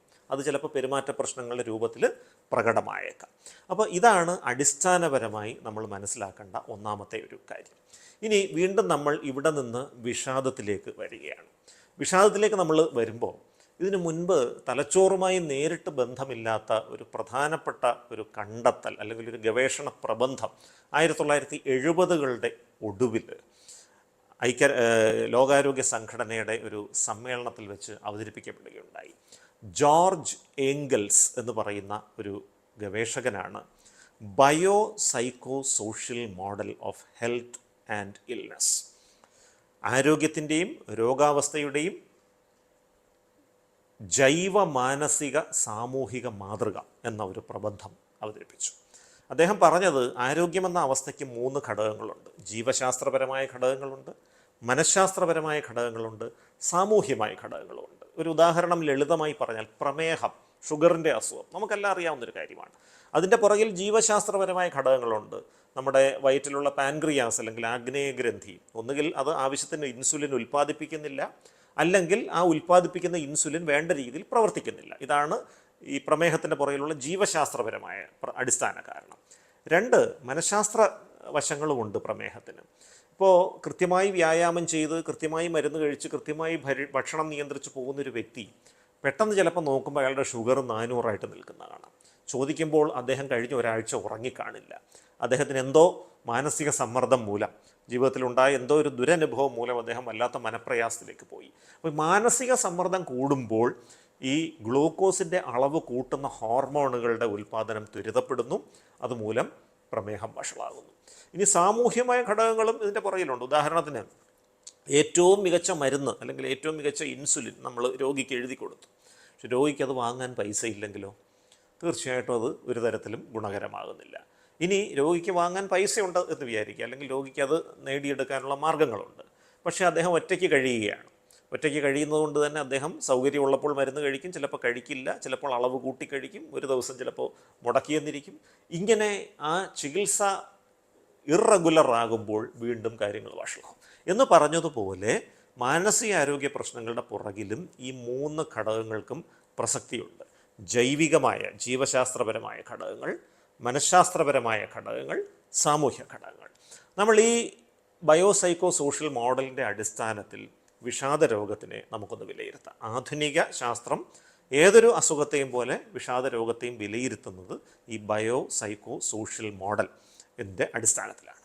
ഇപ്പോൾ ആധുനിക കാലത്ത് ഒരുപാട് പഠനങ്ങൾ നടന്നതിൽ പ്രധാനപ്പെട്ട ചില കാര്യങ്ങൾ നമ്മുടെ മുൻപിൽ തെളിയുന്നത്, വിഷാദരോഗം പോലെയുള്ള അവസ്ഥകൾക്ക് പാരമ്പര്യം അല്ലെങ്കിൽ ജനിതകമായ ഒരു അടിസ്ഥാനമുണ്ട്. ഏതൊരു രോഗത്തിനും ജനിതകമായ അടിസ്ഥാനമുണ്ട്. പ്രമേഹമാണെങ്കിലും ക്യാൻസർ ആണെങ്കിലും ചിത്തഭ്രമമാണെങ്കിലും മറവി രോഗമാണെങ്കിലും അതുപോലെ വിഷാദത്തിനും ഒരു ജനിതകമായ അടിസ്ഥാനമുണ്ട്. എന്ന് വിചാരിച്ച് വിഷാദരോഗമുള്ളൊരു വ്യക്തിയുടെ കുട്ടികൾ എല്ലാവരും വിഷാദരോഗികളായി പോകുന്നൊന്നും ധരിക്കരുത്. ഇപ്പോൾ സാധാരണ ഒരു വ്യക്തിക്ക് വിഷാദരോഗം വരാൻ 10% സാധ്യതയെങ്കിൽ കുടുംബത്തിൽ അച്ഛനോ അമ്മയ്ക്കോ ആർക്കെങ്കിലും ഉണ്ടെങ്കിൽ ആ സാധ്യത ചിലപ്പോൾ ഒന്ന് 20% ആയേക്കുമെന്ന് മാത്രം. പക്ഷേ എന്നാലും 80% രോഗസാധ്യത ഇല്ല എന്നുള്ളത് തന്നെയാണ് അതിൻ്റെ നല്ല വശം. ഇതിനോടൊപ്പം രണ്ടാമത്തെ പ്രധാനപ്പെട്ട ജൈവികമായ കാരണം, വിഷാദരോഗ ബാധിതരായ വ്യക്തികളുടെ പലരുടെയും തലച്ചോറിൽ ചില രാസവസ്തുക്കളുടെ അളവിൽ വ്യതിയാനങ്ങളുള്ളതായിട്ട് കണ്ടിട്ടുണ്ട്. ഇപ്പോൾ ഉദാഹരണത്തിന് സിറട്ടോണിൻ, നോറെപ്പിനെഫ്രിൻ, ഡോപ്പമിൻ എന്ന 3 തരം രാസവസ്തുക്കളുടെയും അളവിൽ ചില വ്യതിയാനങ്ങൾ വിഷാദരോഗബാധിതരായ വ്യക്തികളുടെ തലച്ചോറിൽ സാധാരണയായിട്ട് കണ്ടിട്ടുണ്ട്. അപ്പോൾ ഈ രാസവസ്തുക്കളുടെ അളവിലെ വ്യതിയാനവുമായിട്ട് ഈ രോഗാവസ്ഥകൾക്ക് അല്ലെങ്കിൽ രോഗലക്ഷണങ്ങൾക്ക് ചില ബന്ധമുണ്ട് എന്നും ചില നിരീക്ഷണങ്ങൾ കണ്ടെത്തുകയുണ്ടായി. ഉദാഹരണത്തിന് സെറട്ടോണിൻ എന്ന രാസവസ്തു കുറഞ്ഞ് ഇരിക്കുന്ന ആളുകൾക്ക് സങ്കടഭാവം അല്ലെങ്കിൽ ഒരു വിഷാദഭാവം, സദാസമയം മനസ്സിലൊരു വിഷമം തോന്നുന്ന ഒരു സ്ഥിതിവിശേഷം കണ്ടേക്കും. അതേപോലെ ഈ സെറട്ടോണിൻ കുറഞ്ഞിരിക്കുന്ന ആളുകൾക്ക് ഒരു പരിധിയിൽ കൂടുതൽ സെറട്ടോണിൻ കുറയുമ്പോൾ നിരാശ, പ്രതീക്ഷയില്ലായ്മ, ജീവിതം നേരെയാകില്ല എന്നുള്ളൊരു തോന്നൽ, താൻ ഒറ്റപ്പെട്ടു പോയി എന്നുള്ളൊരു തോന്നൽ, താനൊരു ഉപയോഗശൂന്യനായി മാറി എന്നുള്ള തോന്നൽ, അതുപോലെ വളരെയധികം സെറട്ടോണിൻ കുറയുമ്പോഴേക്ക് ആത്മഹത്യാ പ്രവണത, മരിക്കണമെന്നുള്ള തീവ്രമായ ആഗ്രഹം, ഇത്തരം ലക്ഷണങ്ങൾ കണ്ടിരുന്നു. ഇനി നോറെപ്പിനെഫ്രിൻ എന്ന രാസവസ്തു കുറയുമ്പോൾ ക്ഷീണം, അവശത, കെൽപ്പില്ലായ്മ, താല്പര്യമില്ലായ്മ, അതേപോലെ ശരീരത്തിൻ്റെ പല ഭാഗത്ത് വേദന, പെരുപ്പ്, തരിപ്പ്, മരവിപ്പ്, ഇത്തരത്തിലുള്ള ലക്ഷണങ്ങൾ പ്രകടമാവുന്നു. ഇനി ഡോപ്പമിൻ എന്ന രാസവസ്തു, നമ്മുടെ നെറ്റിയുടെ പുറകിലുള്ള പ്രീ ഫ്രോണ്ടൽ കോർട്ടക്സിലെ ഡോപ്പമിൻ കുറയുമ്പോൾ ശ്രദ്ധക്കുറവ്, ഒന്നും ആസ്വദിക്കാൻ കഴിയുന്നില്ല, അത്തരത്തിലുള്ള അവസ്ഥകൾ. അപ്പോൾ ഇതൊക്കെ വിഷാദത്തിൻ്റെ വ്യത്യസ്ത ലക്ഷണങ്ങളുടെ ഭാഗമായിട്ടുള്ള കാര്യങ്ങൾ തന്നെയാണ്. ഈ ഓരോ ലക്ഷണങ്ങളും ഓരോ രാസവസ്തുക്കളുമായിട്ട് ബന്ധപ്പെട്ടിരിക്കുന്നു. ഇപ്പോൾ ഇതിനിടയിൽ തലച്ചോറിൻ്റെ ഒരു ഘടനയെക്കുറിച്ച് ഒരു വാക്ക് ഒന്ന് പറയുകയാണ്. മറ്റേത് ശരീരത്തിലെ അവയവത്തിലെയും പോലെ തലച്ചോറിലും കോശങ്ങളുണ്ട്. മസ്തിഷ്ക കോശങ്ങൾ 10ാം ക്ലാസ്സിലെ ബയോളജി പാഠപുസ്തകങ്ങളൊക്കെ ഓർത്താൽ നമുക്കറിയാം, 2 മസ്തിഷ്ക കോശങ്ങൾ തമ്മിലൊരു ഇടവേളയുണ്ട്, സിനാപ്സ് എന്ന് പറയും. ആ ഇടവേളയിലാണ് ചില രാസവസ്തുക്കൾ നിലനിൽക്കുന്നത്. അവയെ ന്യൂറോ ട്രാൻസ്മിറ്റേഴ്സ് അല്ലെങ്കിൽ നാഡീ സംപ്രേക്ഷണികൾ എന്ന് പറയും. ഈ രാസവസ്തുക്കളുടെ സഹായത്തോടെയാണ് നമ്മളുടെ ചിന്തകളും ഓർമ്മകളും വികാരങ്ങളും സംവേദനങ്ങളുമൊക്കെ വൈദ്യുതി തരംഗങ്ങളുടെ രൂപത്തിൽ ഒരു മസ്തിഷ്ക കോശത്തിൽ നിന്ന് മറ്റൊരു മസ്തിഷ്ക കോശത്തിലേക്ക് പ്രസരിക്കുന്നത്. ഇതാണ് അതിൻ്റെ ഒരു അടിസ്ഥാന കാര്യം. അപ്പോൾ ഈ നാഡീ സംപ്രേഷണികളുടെ അളവിൽ വ്യത്യാസങ്ങൾ വരുമ്പോൾ തെറ്റായ വൈദ്യുതി തരംഗങ്ങൾ ഒരു കോശത്തിൽ നിന്ന് മറ്റൊരു കോശത്തിലേക്ക് പ്രസരിക്കും. അതായത് ജീവിതത്തിൽ എല്ലാ സൗകര്യങ്ങളും ഉണ്ടെങ്കിൽ പോലും തനിക്ക് ആരുമില്ല എന്ന ഒരു തെറ്റായ ചിന്ത, ഒരു ഫോൾട്ടി തോട്ട് പ്രോസസ്സ് ഒരു മസ്തിഷ്ക കോശത്തിൽ നിന്ന് മറ്റൊരു മസ്തിഷ്ക കോശത്തിലേക്ക് പ്രസരിച്ചെന്നിരിക്കും. അപ്പോൾ ഇതൊക്കെയാണ് ഇതിൻ്റെ ജൈവിക അടിസ്ഥാനം. വിഷാദത്തിന് മറ്റു ചില ജൈവിക കാരണങ്ങൾ കൂടെ ഉണ്ട്. ശരീരത്തിലുള്ള ചില ഹോർമോണുകളുമായിട്ട് ഇതിന് ബന്ധമുണ്ട്. ശരീരത്തിലെ ഇൻഫ്ലമേഷൻ അല്ലെങ്കിൽ നീർക്കെട്ട് കൂടുന്ന സമയത്ത് വിഷാദത്തിൻ്റെ അവസ്ഥകൾ വരാനുള്ള സാധ്യതയുണ്ട്. ഇത്തരത്തിലുള്ള വിവിധമായ ജൈവിക വശങ്ങൾ വിഷാദത്തിൻ്റെ പുറകിലുണ്ട്. രണ്ടാമതായിട്ട് മാനസിക വശങ്ങൾ അല്ലെങ്കിൽ മനഃശാസ്ത്ര വശങ്ങളാണ്. ചെറുപ്രായത്തിലുണ്ടാകുന്ന ദുരനുഭവങ്ങൾ വിഷാദരോഗത്തിലേക്ക് നമ്മളെ തള്ളിവിടാൻ പ്രാപ്തിയുള്ള കാര്യങ്ങളാണ്. ശാരീരികമായ ദുരനുഭവങ്ങളായാലും മാനസികമായ ദുരനുഭവങ്ങളായാലും അവഗണനകളായാലും പൊതുസമൂഹത്തിന് മുൻപിൽ വെച്ച് അവഹേളിക്കുന്ന തരത്തിലുള്ള അനുഭവങ്ങളായാലും മാതാപിതാക്കളുടെ സ്നേഹം ലഭിക്കാതെ വന്നതായാലും ഇതൊക്കെ ഈ ഏർലി അഡ്വേഴ്സ് ചൈൽഡ്ഹുഡ് എക്സ്പീരിയൻസസ്, ചെറുപ്രായത്തിലുണ്ടാകുന്ന വേദനാജനകമായ അനുഭവങ്ങൾ, ഇതൊക്കെ ഒരു വ്യക്തിയുടെ വിഷാദരോഗ സാധ്യത വർദ്ധിപ്പിക്കുന്ന സംഗതികളാണ്. എന്നാൽ പലപ്പോഴും നമ്മൾ മനസ്സിലാക്കേണ്ട ഒരു കാര്യം ലേൺഡ് ഹെൽപ്ലെസ്നെസ് അല്ലെങ്കിൽ പഠിച്ചെടുക്കപ്പെട്ട നിസ്സഹായാവസ്ഥ എന്നൊരു സംഗതി മനഃശാസ്ത്രത്തിൽ പറയാറുണ്ട്. ഈ ലേൺഡ് ഹെൽപ്ലെസ്നെസ് എന്ന് പറയുന്ന ആ പദപ്രയോഗം മുന്നോട്ട് വെച്ചത് അമേരിക്കൻ സൈക്കോളജിക്കൽ അസോസിയേഷൻ്റെയൊക്കെ അധ്യക്ഷനായിരുന്ന മാർട്ടിൻ സെലിഗ്മാൻ എന്ന് പറഞ്ഞൊരു മനഃശാസ്ത്രജ്ഞനാണ്. അദ്ദേഹം രസകരമായൊരു പരീക്ഷണം നടത്തുകയുണ്ടായി.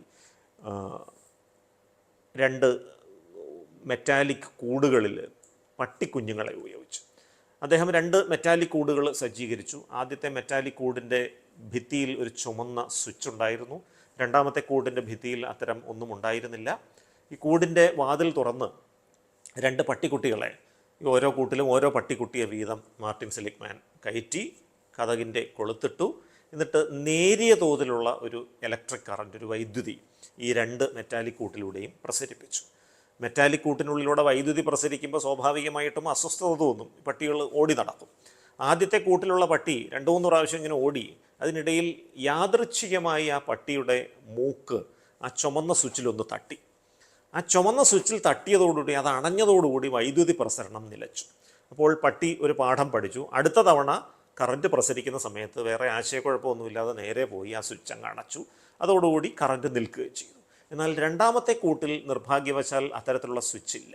ആ കൂട്ടിൽ കിടക്കുന്ന പട്ടി ഓരോ പ്രാവശ്യം കറണ്ട് വരുമ്പോഴും അങ്ങോട്ടും ഇങ്ങോട്ടും എല്ലാം കിടന്ന് ഓടി എല്ലാ തരത്തിലും പരാക്രമം കാണിച്ചു. എന്തൊക്കെ ചെയ്തിട്ടും ഈ കറണ്ട് ഇല്ലാതാകുന്നില്ല. ഒരു 5-6 പ്രാവശ്യം ഈ പരീക്ഷണം ആവർത്തിച്ചതിന് ശേഷം 7ാമത്തെ തവണയായപ്പോൾ പട്ടിക്ക് മനസ്സിലായി, ഞാൻ എന്തൊക്കെ ചെയ്താലും ഇത് ഇല്ലാതെയാകുന്നില്ല. അതോടുകൂടി ഈ വൈദ്യുതി പ്രസരണം തുടങ്ങിയപ്പോൾ തന്നെ പട്ടി ചുരുണ്ടുകൂടി ആ കൂട്ടിൻ്റെ മൂലയിലേക്ക് കടന്നു. ഇതെൻ്റെ വിധിയാണ്, ഞാനിത് സഹിച്ചോളാം, ഞാൻ എന്ത് ചെയ്താലും ഇത് മാറില്ല എന്ന ശരീരഭാഷ അവലംബിച്ചുകൊണ്ട് ആ കൂട്ടിൻ്റെ മൂലയിലേക്ക് ആ പട്ടി കടന്നു. ഒരു പ്രാവശ്യം കൂടി ഈ പരീക്ഷണം ആവർത്തിച്ച ശേഷം സെലിഗ്മാൻ ആദ്യത്തെ കൂട് തുറന്ന് അതിലെ പട്ടിയെ മോചിപ്പിച്ചു. 2ാമത്തെ കൂട് തുറന്ന് അതിൽ കിടന്ന പട്ടിയെ എടുത്ത് ആദ്യത്തെ കൂട്ടിലേക്ക് കയറ്റി കഥ കടച്ചു. വീണ്ടും ഇലക്ട്രിക് കറണ്ട് പാസ് ചെയ്തു. നമുക്കറിയാം, ഇപ്പോൾ ആദ്യത്തെ കൂട്ടിൽ കിടക്കുന്നത് ഇതുവരെ 2ാമത്തെ കൂട്ടിൽ കിടന്ന പട്ടിയാണ്. ആദ്യത്തെ കൂടിൻ്റെ സവിശേഷത നമുക്കറിയാം, ഒരു ചുമന്ന സ്വിച്ച് ഉണ്ട്, അത് അണച്ചു കഴിഞ്ഞാൽ ആ കറണ്ട് ഇല്ലാതാവും. പക്ഷേ ഈ പട്ടി എന്ത് ചെയ്ത് കാണും? കറണ്ട് പാസ് ചെയ്തപ്പോൾ തല ഉയർത്തി നോക്കിയാൽ ഒരു സ്വിച്ച് കാണും. ആദ്യത്തെ കൂട്ടിൽ അതില്ലായിരുന്നു എന്ന് പട്ടിക്ക് ബോധ്യപ്പെടും. അവിടെ എന്തെങ്കിലും ഒന്ന് സ്പർശിക്കാൻ ശ്രമിച്ച് നോക്കിയേക്കും. പക്ഷേ തല പോലും ഉയർത്താതെ ആ പട്ടി നമ്രശിരസ്കനായിട്ട് ഇങ്ങനെ ചുരുണ്ടുകൂടി അവിടെ കിടക്കുകയാണ്. രക്ഷപ്പെടാൻ ഒരു സാഹചര്യം ഉണ്ടായിട്ട് പോലും അതിനെക്കുറിച്ച് തിരിച്ചറിയാൻ കഴിയാതെ ഒരു നിസ്സഹായാവസ്ഥയിലേക്ക് ആ പട്ടി എത്തിച്ചേർന്നതിൻ്റെ കാരണം അതിന് മുൻകാലത്തുണ്ടായ ദുരനുഭവങ്ങളാണ്. ഈ 2ാമത്തെ കൂട്ടിൽ കിടന്നപ്പോൾ എന്തൊക്കെ ചെയ്തിട്ടും ആ ഇലക്ട്രിക് കറണ്ട് മാറാതായപ്പോൾ പട്ടി ഒരു പാഠം പഠിച്ചത്, എൻ്റെ വിധി മാറ്റാൻ ഞാനായിട്ടൊന്നും ചെയ്തിട്ട് നിവർത്തിയില്ല, അതിനെ അങ്ങ് സഹിക്കുക എന്നുള്ളതേ നിവർത്തിയുള്ളൂ. അപ്പോൾ ഇത്തരം അനുഭവങ്ങളിലൂടെ ഇതിനെ മനുഷ്യജീവിതവുമായിട്ട് നമുക്കൊന്ന് താരതമ്യം ചെയ്യാം. കുട്ടിക്കാലത്ത് നിരന്തരം ദുരനുഭവങ്ങളിലൂടെ കടന്നു പോകുന്ന വ്യക്തിക്ക് അതിജീവനശേഷി കുറഞ്ഞെന്നിരിക്കും. ചിലപ്പോൾ ഒരു രക്ഷപ്പെടാൻ കഴിയുന്നൊരു സാഹചര്യത്തിൽ കൊണ്ട് സ്ഥാപിച്ചു കഴിഞ്ഞാൽ പോലും പരിശ്രമിക്കാൻ കഴിയാത്ത വിധമുള്ള ഒരു നിസ്സഹായ മാനസികാവസ്ഥയിലേക്ക് ആ വ്യക്തി പോയെന്നിരിക്കാം. ഇതൊക്കെ ഇതിൻ്റെ പുറകിലുള്ള മാനസികമായ ഘടകങ്ങളാണ്. ഇനി സാമൂഹ്യമായ ഘടകങ്ങളും ഇതിൻ്റെ പുറകിലുണ്ട്. ഇപ്പോൾ ഹാർവാർഡ് യൂണിവേഴ്സിറ്റി 1938 തുടങ്ങിയ ഒരു പഠനം, അവിടുത്തെ വിദ്യാർത്ഥികൾ തുടങ്ങിയ ഒരു പഠനമാണ്, ഇപ്പോഴും തുടരുകയാണ്. ഹാർവാർഡ് ഹ്യൂമൻ ഡെവലപ്മെൻറ്റ് സ്റ്റഡി എന്ന് പറയും. ഈ പഠനത്തിൽ ഒരു മനുഷ്യൻ്റെ ആയുർദൈർഘ്യം ഏറ്റവും കൂടുതൽ വർദ്ധിപ്പിക്കുന്ന 5 ഘടകങ്ങൾ നമ്മുടെ മുൻപിൽ ആ പഠനം വെളിപ്പെടുത്തിയിട്ടുണ്ട്. അതിൽ ഏറ്റവും കൂടുതൽ മനുഷ്യൻ്റെ ആയുസ് കൂട്ടുന്ന ഘടകമായിട്ട് പറയുന്നത് കുട്ടിക്കാലത്തും കൗമാരപ്രായത്തിലും നമ്മൾ വികസിപ്പിക്കുന്ന വ്യക്തിബന്ധങ്ങളുടെ ഗുണനിലവാരമാണ്. നല്ല വ്യക്തിബന്ധങ്ങൾ ചെറുപ്രായത്തിൽ വികസിപ്പിച്ചാൽ ആയുസ് കൂടുമെന്നാണ് പറയുന്നത്. കാരണം ഒരുപാട് കാര്യങ്ങൾ അതിൻ്റെ പുറകിലുണ്ട്. കാരണം നല്ല വ്യക്തിബന്ധങ്ങളുള്ള വ്യക്തികൾക്ക് ജീവിതത്തിൽ പ്രയാസം വന്നാൽ തുറന്നു പറയാൻ ആളുണ്ടാകും. ലഹരി വസ്തുക്കൾക്ക് അടിമപ്പെടേണ്ട അവസ്ഥ വരില്ല. ആത്മഹത്യാ ശ്രമം നടത്തേണ്ട അവസ്ഥ വരില്ല. അപ്പോൾ ഇത് തന്നെയാണ് ഈ വിഷാദത്തിൻ്റെ സാമൂഹികമായ ഒരു അടിസ്ഥാനം എന്ന് പറയുന്നത്. സോഷ്യൽ ഐസൊലേഷൻ അല്ലെങ്കിൽ സാമൂഹികമായ ഒറ്റപ്പെടൽ വിഷാദത്തിൻ്റെ പ്രധാനപ്പെട്ട സാമൂഹ്യ കാരണങ്ങളിലൊന്നാണ്. ഇത് നമ്മൾ ചർച്ച ചെയ്യേണ്ട ഒരു വിഷയമാകുന്നതിൻ്റെ ഒരു പ്രധാനപ്പെട്ട കാരണം, ഈ കോവിഡ്, ലോക്ക്ഡൗൺ ഇത്തരം കാര്യങ്ങൾക്ക് മുൻപ് തന്നെ ഈ ഡിജിറ്റൽ വിപ്ലവത്തോടു കൂടി മനുഷ്യരെല്ലാം ഈ ഡിജിറ്റൽ ഉപകരണങ്ങളിലേക്ക് പതിയെ ഒതുങ്ങിക്കൂടാൻ തുടങ്ങി. ഒരു വീട്ടിലേക്ക് എത്തിക്കഴിഞ്ഞാൽ അച്ഛനും അമ്മയും കുട്ടികളും വ്യത്യസ്ത ഡിജിറ്റൽ ഉപകരണങ്ങളുമായി ഇരുന്ന് അവരുടെ സ്വകാര്യതയിൽ പരസ്പരം സംസാരിക്കാതെ ചെലവഴിക്കുന്ന ഒരവസ്ഥയായിരുന്നു നമ്മുടെ കുടുംബങ്ങൾ പലതിലും. കോവിഡ് വന്നതോടുകൂടി വിദ്യാഭ്യാസവും കൂടെ ഓൺലൈനായി, ജോലിയും കൂടെ ഓൺലൈൻ ആയതോടുകൂടി കൂടുതൽ ഈ ഒറ്റപ്പെടൽ വന്നു. കോവിഡ് വന്നതോടുകൂടി വിഷാദ രോഗത്തിൻ്റെ ലോകവ്യാപകമായ തോത് 25% കൂടി എന്ന് ലോകാരോഗ്യ സംഘടന പറഞ്ഞത് ഇതുമായിട്ട് ചേർത്ത് വായിക്കുക. അപ്പോൾ നമുക്ക് ഇടപെടാൻ ആളില്ല, നമ്മളെ പിന്തുണയ്ക്കാൻ ആളില്ല, മനസ്സ് തുറന്ന് സംസാരിക്കാൻ ആളില്ല. ഇത്തരത്തിലുള്ള ഒരു ഒറ്റപ്പെടൽ അത് വിഷാദത്തിലേക്ക് നയിക്കാൻ സാധ്യതയുള്ള സാമൂഹ്യ ഘടകങ്ങളാണ്. അപ്പോൾ നമ്മളെ സാമൂഹ്യമായി പിന്തുണയ്ക്കാൻ ആളില്ല എങ്കിൽ തീർച്ചയായിട്ടും അത് വിഷാദത്തിലേക്ക് നയിക്കാവുന്ന ഒരു ഘടകമാണ്. അപ്പോൾ ഈ 3 ഘടകങ്ങളും വിഷാദ രോഗത്തിൻ്റെ പുറകിലുണ്ട്. ഇനി എങ്ങനെയാണ് ഒരു വ്യക്തിക്ക് വിഷാദ രോഗം ഉണ്ട് എന്ന് നമുക്ക് തിരിച്ചറിയാൻ പറ്റുക? നേരത്തെ പറഞ്ഞതുപോലെ പല ചെറുപ്പക്കാരും ഐ ആം ഡിപ്രസ്ഡ് എന്നൊക്കെ പറയാറുണ്ട്. അതെന്താണ്, ശരിയാണോ, അതോ കുറച്ച് നേരം ഒരു സങ്കടം വരുമ്പോൾ തന്നെ വെറുതെ ഇവർ പറയുന്നതാണോ? പലരും ചോദിക്കുന്നൊരു ചോദ്യമാണ്. ഒരു വ്യക്തിക്ക് വിഷാദ രോഗമുണ്ട് എങ്കിൽ ഞാൻ ഇനി അങ്ങോട്ട് പറയാൻ പോകുന്ന 9 ലക്ഷണങ്ങളിൽ 5 എണ്ണമെങ്കിലും 2 ആഴ്ച തുടർച്ചയായിട്ട് ആ വ്യക്തിക്ക് ഉണ്ടാകണം. ഒന്നാമത്തെ ലക്ഷണം, രാവിലെ തൊട്ട് വൈകിട്ട് വരെ തുടർച്ചയായി നീണ്ടു നിൽക്കുന്ന സങ്കടഭാവമാണ്. അതൊരു സംഭവവുമായോ വ്യക്തിയുമായോ അനുഭവമായോ ബന്ധപ്പെട്ട് മാത്രമല്ല, രാവിലെ തൊട്ട് വൈകിട്ട് വരെ തുടർച്ചയായി സങ്കടം നീണ്ടു നിൽക്കുന്നു. അങ്ങനെ 2 ആഴ്ച. 2, മുൻപ് ആസ്വദിച്ച് ചെയ്തിരുന്ന കാര്യങ്ങളൊന്നും ചെയ്യാൻ താല്പര്യം തോന്നുന്നില്ല. വിദ്യാർത്ഥികളെ സംബന്ധിച്ചിടത്തോളം കളിക്കാൻ പോകാനോ പഠിക്കാൻ പോകാനോ കൂട്ടുകാരോട് ഇടപെടാനോ ഒന്നും തോന്നുന്നില്ല. ഉദ്യോഗസ്ഥർക്ക് ജോലി ചെയ്യാൻ തോന്നുന്നില്ല, ആളുകളോട് സംസാരിക്കാൻ തോന്നുന്നില്ല, പുറത്തേക്ക് ഇറങ്ങാൻ തോന്നുന്നില്ല. എന്തിനേറെ തീവ്രമായ അവസ്ഥയിൽ ലൈംഗിക ബന്ധത്തിൽ ഏർപ്പെടാൻ പോലുമുള്ള താല്പര്യം നഷ്ടപ്പെടുന്നൊരവസ്ഥയിലേക്ക് വിഷാദം മനുഷ്യനെ കൊണ്ടുചെന്നെത്തിക്കാം. മൂന്നാമത്തെ ലക്ഷണം അകാരണമായ ക്ഷീണമാണ്. എപ്പോഴും കിടക്കണമെന്ന് തോന്നുന്നു, എഴുന്നേൽക്കാൻ പറ്റുന്നില്ല, കെൽപ്പില്ല, ശരീരത്തിന് അവശത വരുന്ന ഒരു സാഹചര്യത്തിലേക്ക് കാര്യങ്ങൾ എത്തിച്ചേരുകയാണ്. നാലാമത്തേത് ഉറക്കക്കുറവാണ്. പലപ്പോഴും വിഷാദരോഗം തുടങ്ങുമ്പോൾ ഉണ്ടാകുന്ന ഉറക്കക്കുറവിൻ്റെ ഒരു സവിശേഷത, സാധാരണ നമ്മൾ ഉറക്കമുണരുന്നതിലും 2 മണിക്കൂർ അല്ലെങ്കിൽ അതിൽ കൂടുതൽ സമയം നേരത്തെ ഉറക്കം ഉണർന്നു പോകുന്നു. ഏർലി മോർണിംഗ് അവേക്കനിങ് എന്ന് പറയും. അതായത് 6 മണിക്ക് സ്ഥിരമായി ഉണരുന്നൊരു വ്യക്തി 4 മണിക്കും അതിന് മുമ്പ് ഉണർന്നു പോകുന്നു, ഉറക്കം പൂർത്തിയാക്കാനാകുന്നില്ല. വിഷാദത്തിൻ്റെ ആദ്യ സൂചനയാകാം. വിഷാദം തീവ്രമാകുന്ന മുറയ്ക്ക് ഉറക്കം പൂർണ്ണമായി നഷ്ടപ്പെടുന്ന അവസ്ഥയും വരാം. അടുത്ത ലക്ഷണം വിശപ്പില്ലായ്മയാണ്. 5ാമത്തെ ലക്ഷണം വളരെ താല്പര്യത്തോടെ കഴിച്ചിരുന്ന ഭക്ഷ്യവസ്തുക്കൾ കണ്ടാൽ പോലും കഴിക്കാൻ തോന്നാത്തൊരവസ്ഥ. 6ാമത്തേത് ഏകാഗ്രത കുറവാണ്. ഒരു പ്രവൃത്തിയിൽ ശ്രദ്ധ കേന്ദ്രീകരിക്കാൻ ശ്രമിക്കുമ്പോൾ ഒരുപാട് ചിന്തകൾ മനസ്സിലേക്ക് കടലുപോലെ തിരമാലകൾ പോലെ അലയടിച്ചു വന്ന് നമ്മുടെ ശ്രദ്ധ പതറിപ്പോകുന്ന ഒരവസ്ഥ. 7ാമത്തേത് ചിന്തകളുടെയും പ്രവൃത്തികളുടെയും ഗതിവേഗത്തിൽ ഉണ്ടാകുന്ന മാറ്റങ്ങളാണ്. ഇപ്പോൾ മധ്യവയസ്കരല്ലെങ്കിൽ 20 വയസ്സിന് മുകളിലുള്ള ആളുകൾ തീർച്ചയായിട്ടും അവരുടെ ചിന്തകളുടെയും പ്രവൃത്തികളുടെയും വേഗത കുറയും വിഷാദം വരുമ്പോൾ. ഒരു ചോദ്യം ചോദിച്ചാൽ മറുപടി പറയാൻ ഒരുപാട് സമയമെടുക്കും. ഒരു പ്രവൃത്തി ചെയ്യാൻ ആരെങ്കിലും ആവശ്യപ്പെട്ടാൽ അത് ചെയ്തു കൊടുക്കാൻ ഒരുപാട് വൈകും. 8ാമത്തെ ലക്ഷണം വിഷാദ ചിന്തകളാണ്. പ്രതീക്ഷയില്ലായ്മ. ജീവിതം ഇങ്ങനെ മുന്നോട്ട് പോയിട്ട് കാര്യമില്ല, ഞാൻ രക്ഷപ്പെടില്ല എന്ന ഒരു ഉറച്ച വിശ്വാസത്തിലേക്ക് അവരെത്തിച്ചേരുന്നു. എന്നെ സഹായിക്കാൻ ആരുമില്ല, ഞാൻ ഒറ്റപ്പെട്ടു പോയി, എന്നെ ആരും മനസ്സിലാക്കുന്നില്ല, എനിക്ക് ആരുമില്ല എന്നൊരു തോന്നൽ വരുന്നു. അകാരണമായ കുറ്റബോധം. സ്വാഭാവികമായി പ്രായത്തിനനുസൃതമായി ചെയ്യുന്ന കാര്യങ്ങൾ പോലും ഒരു വലിയ പാപമായിരുന്നു, അതിന് ദൈവം തന്ന ശിക്ഷയാണ് എൻ്റെ ഈ ഗതി എന്ന മട്ടിലുള്ള കുറ്റബോധം ആവർത്തിച്ച് മനസ്സിൽ വരും. തീവ്രമാകുമ്പോൾ താനൊരു ഉപയോഗശൂന്യനാണ് എന്നൊരു തോന്നൽ മനസ്സിലേക്ക് വരും. എന്നെക്കൊണ്ട് എൻ്റെ ബന്ധുക്കൾക്ക് യാതൊരു ഉപയോഗവുമില്ല, ഞാൻ എൻ്റെ കുടുംബത്തിനൊരു ബാധ്യതയാണെന്നൊരു തോന്നൽ വരും. ആ ഒരു തോന്നൽ വന്നാൽ അടുത്തത് നമുക്കറിയാം, അതാണ് 9ാമത്തെ ലക്ഷണം, മരിക്കണമെന്നുള്ള ആഗ്രഹവും ആത്മഹത്യാ പ്രവണതയും. ഈ 9 ലക്ഷണങ്ങളിൽ 5 എണ്ണമെങ്കിലും 2 ആഴ്ച തുടർച്ചയായി നീണ്ടു നിന്നാൽ ആ വ്യക്തിക്ക് വിഷാദ രോഗമുണ്ട് എന്ന് സംശയിക്കണം. ഒരു ചികിത്സ തേടുന്നത് നന്നായിരിക്കും. കൗമാരപ്രായത്തിലെ വിഷാദത്തിന് ചില സവിശേഷതകളുണ്ട്. കൗമാരപ്രായത്തിലെ വിഷാദത്തിൽ ചിലപ്പോൾ സങ്കടത്തിന് പകരം ദേഷ്യമായിരിക്കും വരുന്നത്. ശബ്ദങ്ങളോട് ഒരു അസഹിഷ്ണുത, അതായത് കതവ് വലിച്ചടയ്ക്കുന്ന സൗണ്ട് കേട്ടാൽ, ആരെങ്കിലും പേര് വിളിക്കുന്ന സൗണ്ട് കേട്ടാൽ, വണ്ടിയുടെ സൗണ്ട് കേട്ടാൽ, TV ഉറക്കെ വെച്ചിരിക്കുന്ന സൗണ്ട് കേട്ടാലൊക്കെ ചെവി പൊത്തിക്കൊണ്ട് ഭയങ്കര ബുദ്ധിമുട്ട് പ്രകടിപ്പിക്കുന്ന ഒരവസ്ഥ വന്നേക്കാം. ഇതുപോലെ തന്നെ ഉറക്കക്കുറവിന് പകരം ഉറക്കം കൂടുന്നൊരവസ്ഥ വരാം. പ്രത്യേകിച്ച് കൗമാരപ്രായക്കാരായ പെൺകുട്ടികൾക്ക് വിഷാദം വരുമ്പോൾ പകൽ സമയം അത്രയും ഉറങ്ങുക, ചിലപ്പോൾ രാത്രിയിൽ ഉറങ്ങിയില്ലെന്നും വരും. അമിതമായ ഭക്ഷണം കഴിക്കൽ, അതും വിഷാദത്തിൻ്റെ ഭാഗമാകാം. കൗമാരത്തിൽ ഒരു സമ്മർദ്ദം വരുമ്പോൾ അതിനെ മറികടക്കാൻ അമിതമായി ഭക്ഷണം കഴിച്ച് അതിനെ പരിഹരിക്കാൻ ശ്രമിക്കുന്ന ഒരു ശ്രമം പ്രകടമായേക്കാം. അതേപോലെ കൗമാര വിഷാദത്തിന് ഈ ഒരു സ്ഥലത്ത് അടങ്ങിയിരിക്കാൻ പറ്റാതെ അങ്ങോട്ടും ഇങ്ങോട്ടും ഇങ്ങനെ നടക്കുന്ന ഒരു അവസ്ഥ പ്രകടമാകാം.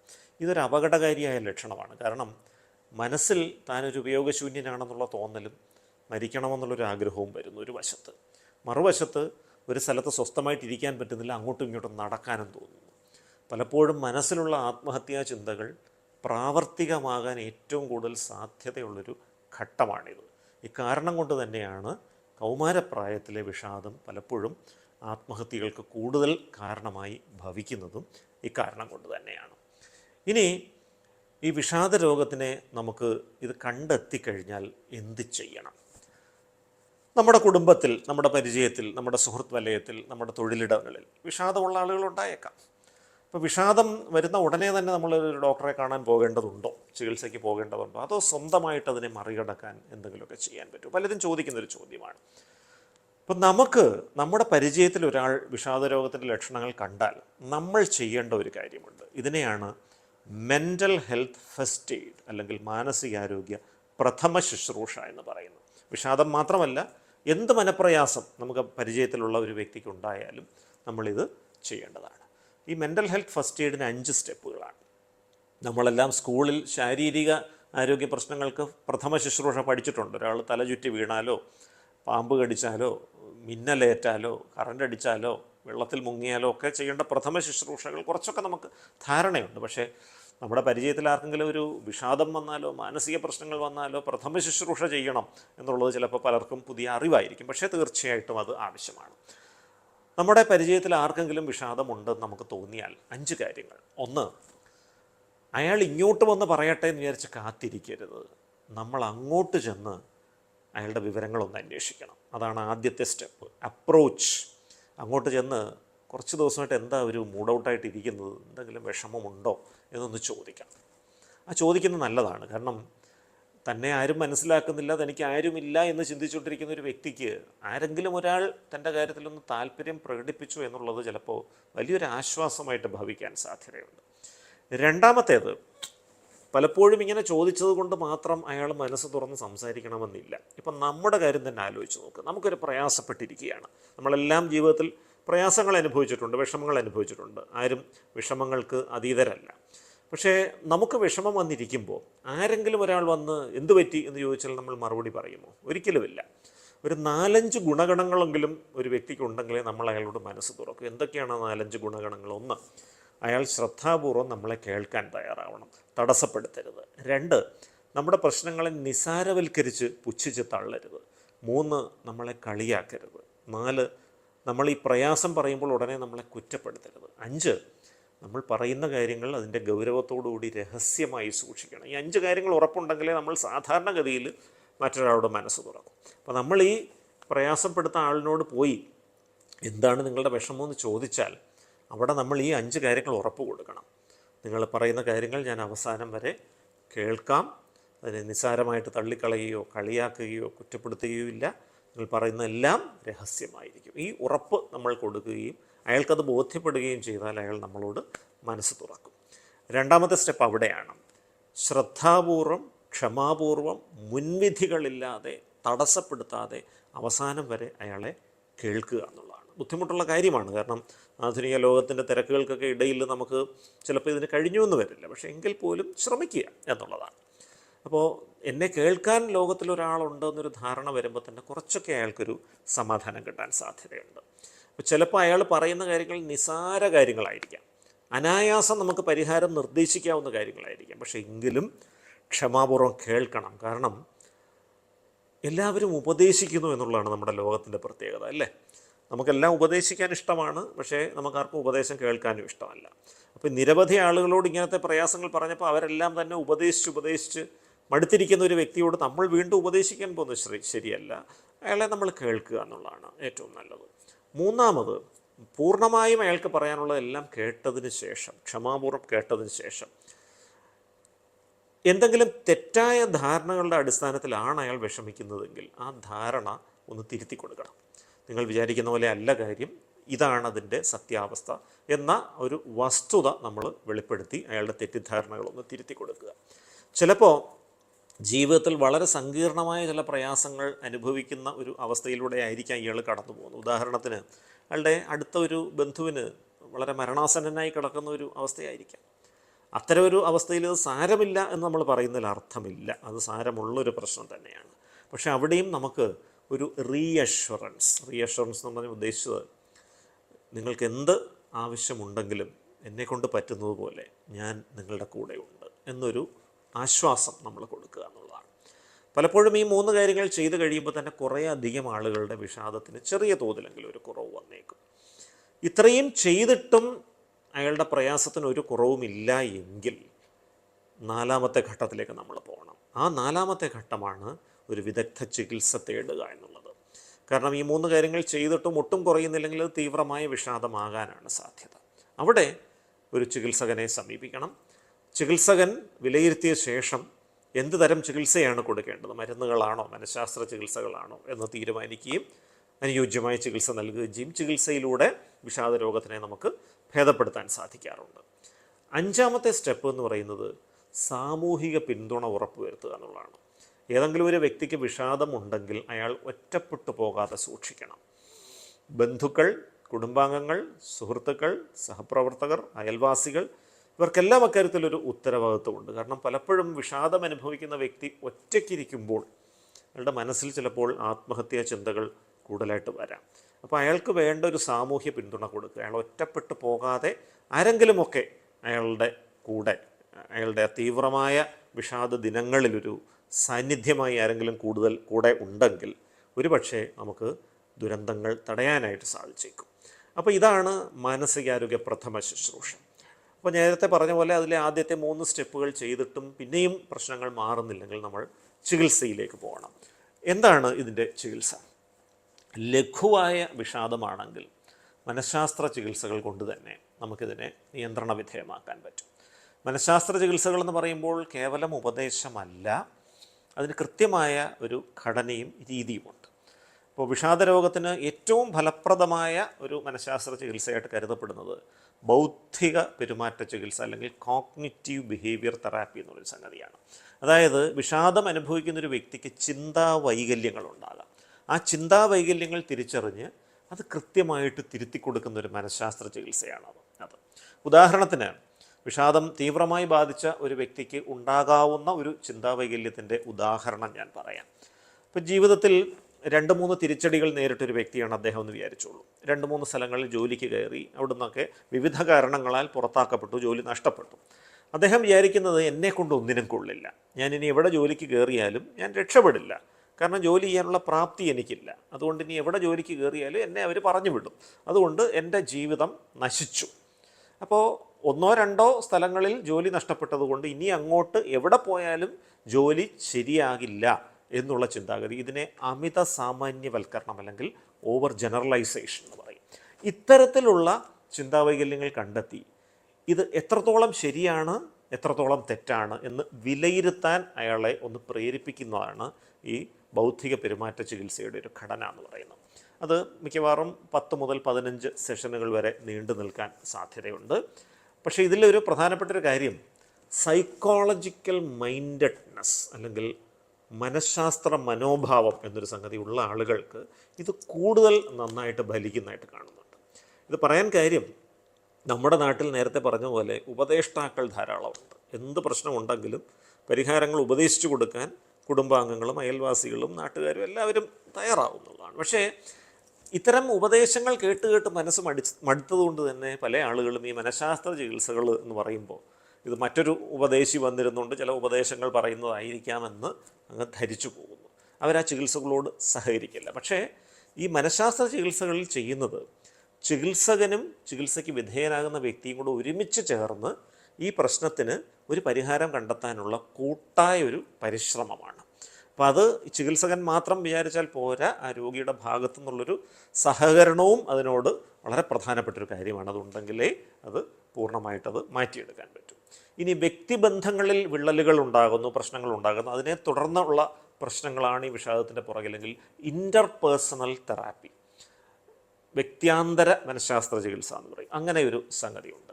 ഇനി കഴിഞ്ഞുപോയ അനുഭവങ്ങൾ, ജീവിതാനുഭവങ്ങൾ, അതിനെക്കുറിച്ചുള്ള ഓർമ്മകൾ നമ്മളെ വല്ലാതെ വേട്ടയാടി ഈ വർത്തമാനകാലത്തിലേക്ക് നിൽക്കാൻ നമ്മളെ സഹായിക്കുന്നില്ല, തടസ്സപ്പെടുത്തുന്നു എങ്കിൽ അങ്ങനെയുള്ള ആളുകൾക്ക് വേണ്ടി മനോനിറവ് അധിഷ്ഠിത ബൗദ്ധിക ചികിത്സ അല്ലെങ്കിൽ മൈൻഡ്ഫുൾനെസ് ബേസ്ഡ് കോഗ്നിറ്റീവ് തെറാപ്പി എന്നൊരു സംഗതിയുണ്ട്. പിന്നെ ജീവിതത്തിൽ ചില ബുദ്ധിമുട്ടുകൾ വന്നിരിക്കുന്നു, ആ ബുദ്ധിമുട്ടുകളെ ഇനി നികത്താനാകില്ല, അത്തരത്തിലുള്ള ചില യാഥാർത്ഥ്യങ്ങളിലൂടെ നമ്മൾ പോവുകയാണ്. ഉദാഹരണത്തിന് വേണ്ടപ്പെട്ട ഒരാളുടെ മരണം, ആ മരണം സംഭവിച്ചിരിക്കുകയാണ്, അല്ലെങ്കിൽ ഒരു അപകടത്തിൽ കാല് മുറിച്ച് മാറ്റേണ്ടി വന്നു, അല്ലെങ്കിൽ ഒരു പ്രത്യേക രോഗം ബാധിച്ചൊരു ജീവിതശൈലിജന്യ രോഗം, അത് ഭേദപ്പെടുന്ന രോഗമല്ല, ദീർഘകാലം ഉണ്ടാകും. അപ്പോൾ ഇങ്ങനെയൊക്കെ ചില യാഥാർത്ഥ്യങ്ങൾ ജീവിതത്തിൽ വന്നു കഴിഞ്ഞാൽ അതിനെ അംഗീകരിക്കാൻ വിമുഖത കാണിച്ച് അതിനോട് മുഖം തിരിഞ്ഞു നിന്ന് വീണ്ടും വീണ്ടും വിഷാദത്തിലേക്ക് പോകുന്നൊരവസ്ഥ വരും. ഇത്തരത്തിലുള്ള ആളുകൾക്ക് അക്സെപ്റ്റൻസ് ആൻഡ് കമ്മിറ്റ്മെൻറ്റ് തെറാപ്പി എന്ന ഒരു മനഃശാസ്ത്ര ചികിത്സയുണ്ട്. ജീവിത യാഥാർത്ഥ്യങ്ങളെ പരിപൂർണമായി അംഗീകരിച്ച് ആ പരിമിതികൾക്കുള്ളിൽ നിന്നുകൊണ്ട് നമ്മുടെ ജീവിതത്തെ എങ്ങനെ ഫലപ്രദമാക്കാമെന്ന് ചിന്തിക്കുകയും പ്രവർത്തിക്കുകയും ചെയ്യുന്ന രീതിയാണ്. അപ്പോൾ ഇത്തരത്തിലുള്ള പലതരം മനഃശാസ്ത്ര ചികിത്സകൾ ഇന്ന് വിഷാദത്തിന് നിലവിലുണ്ട്. ലഘുവായ വിഷാദമാണെങ്കിൽ ഇവ കൊണ്ട് തന്നെ അതിനെ നമുക്ക് ഭേദപ്പെടുത്താം. പക്ഷേ തീവ്രമായ വിഷാദം എന്ന് പറയുമ്പോൾ ആ അനുഭവത്തിലൂടെ പോയ പല ആളുകളും അതിനെക്കുറിച്ച് സംസാരിച്ചിട്ടുണ്ട്. നമ്മൾ ഇരുളടഞ്ഞ ഒരു ഇടനാഴിയിലൂടെ അനന്തമായി അനിശ്ചിതമായി ഒരു നടത്തം നടക്കുന്ന പോലെയാണ് ഈ തീവ്രമായ വിഷാദമെന്നാണ് അനുഭവസ്ഥർ പറയുന്നത്. ഈ ഇടനാഴിയിലൂടെ നമ്മൾ നടക്കുമ്പോൾ വെളിച്ചം വരുമെന്ന് പ്രത്യാശിച്ചാണ് നമ്മൾ നടക്കുന്നത്. പക്ഷേ നടക്കുന്നു നടക്കുന്നു നടക്കുന്നു, എത്ര നടന്നിട്ടും വെളിച്ചത്തിൻ്റെ തരി പോലും കാണാനില്ല. അങ്ങനെ കുറേ കഴിയുമ്പോൾ സകല പ്രതീക്ഷകളും നഷ്ടപ്പെട്ട് നമ്മൾ എല്ലാ പരിശ്രമങ്ങളും ഉപേക്ഷിക്കുന്നൊരു അവസ്ഥയിലേക്ക് പോയേക്കാം. ആ ഒരു ഘട്ടമാണ് തീവ്രമായ വിഷാദം എന്നാണ് പറയുന്നത്. തീവ്രമായ വിഷാദമുള്ള ആളുകൾക്ക് പലപ്പോഴും മരുന്നുകളുടെ സഹായം വേണ്ടി വരും. കാരണം മരുന്നുകൾ എന്ത് ചെയ്യുന്നു എന്നുള്ളൊരു ചോദ്യം പലരും ചോദിക്കാറുണ്ട്. ഈ മരുന്നുകൾ എന്ന് പറയുന്നത് മനുഷ്യനെ ഉറക്കി കിടത്തുക എന്നുള്ളതിനപ്പുറം എന്തെങ്കിലും ചെയ്യാറുണ്ടോ എന്ന് ചില ആളുകൾ ചോദിക്കാറുണ്ട്. ഈ മരുന്നുകളുടെ ധർമ്മം തലച്ചോറിൽ, നമ്മൾ നേരത്തെ ചർച്ച ചെയ്തപ്പോൾ പറഞ്ഞിരുന്നു, വിഷാദമുള്ള ആളുകളുടെ തലച്ചോറിൽ വിവിധ തരം രാസവസ്തുക്കളുടെ അളവിൽ വ്യതിയാനങ്ങൾ കാണുന്നു. അപ്പോൾ ഈ മരുന്നുകളുടെ ധർമ്മം ഈ രാസവസ്തുക്കളുടെ അളവിനെ ക്രമീകരിക്കുക എന്നുള്ളതാണ്. സെറട്ടോണിൻ എന്ന രാസവസ്തുവിൻ്റെ അളവിനെ ക്രമീകരിക്കുന്ന മരുന്നുകളുണ്ട്, നോറെപ്പിനെഫ്രിൻ്റെ അളവിനെ ക്രമീകരിക്കുന്ന മരുന്നുകളുണ്ട്, ഡോപ്പമിൻ്റെ അളവിനെ ക്രമീകരിക്കുന്ന മരുന്നുകളുണ്ട്. അപ്പോൾ ഏതൊക്കെ ലക്ഷണങ്ങളാണോ ആ വ്യക്തി കൂടുതൽ പ്രകടിപ്പിക്കുന്നതിന് അനുസൃതമായി ഏത് രാസവസ്തുവാണോ അതിന് കാരണമാകാവുന്നത് ആ രാസവസ്തുവിനെ ക്രമീകരിക്കുന്ന തരത്തിലുള്ള മരുന്നുകളാണ് വിഷാദത്തിന് ഉപയോഗിക്കുന്നത്. പലരും ചോദിക്കുന്നൊരു ചോദ്യമുണ്ട്, ഈ വിഷാദത്തിന് മരുന്ന് തുടങ്ങിയാൽ എപ്പോഴെങ്കിലും നിർത്താൻ പറ്റുമോ? നിർത്താൻ പറ്റും എന്നുള്ളതാണ് സത്യം. പലപ്പോഴും അനുഭവങ്ങളും ഗവേഷണങ്ങളും സൂചിപ്പിക്കുന്നത് ആദ്യമായി വിഷാദരോഗം വരുന്ന വ്യക്തി, ജീവിതത്തിൽ ആദ്യമായിട്ട് ഡിപ്രഷൻ വരുന്ന വ്യക്തിക്ക് 9 മാസമാണ് ചികിത്സയുടെ സമയം.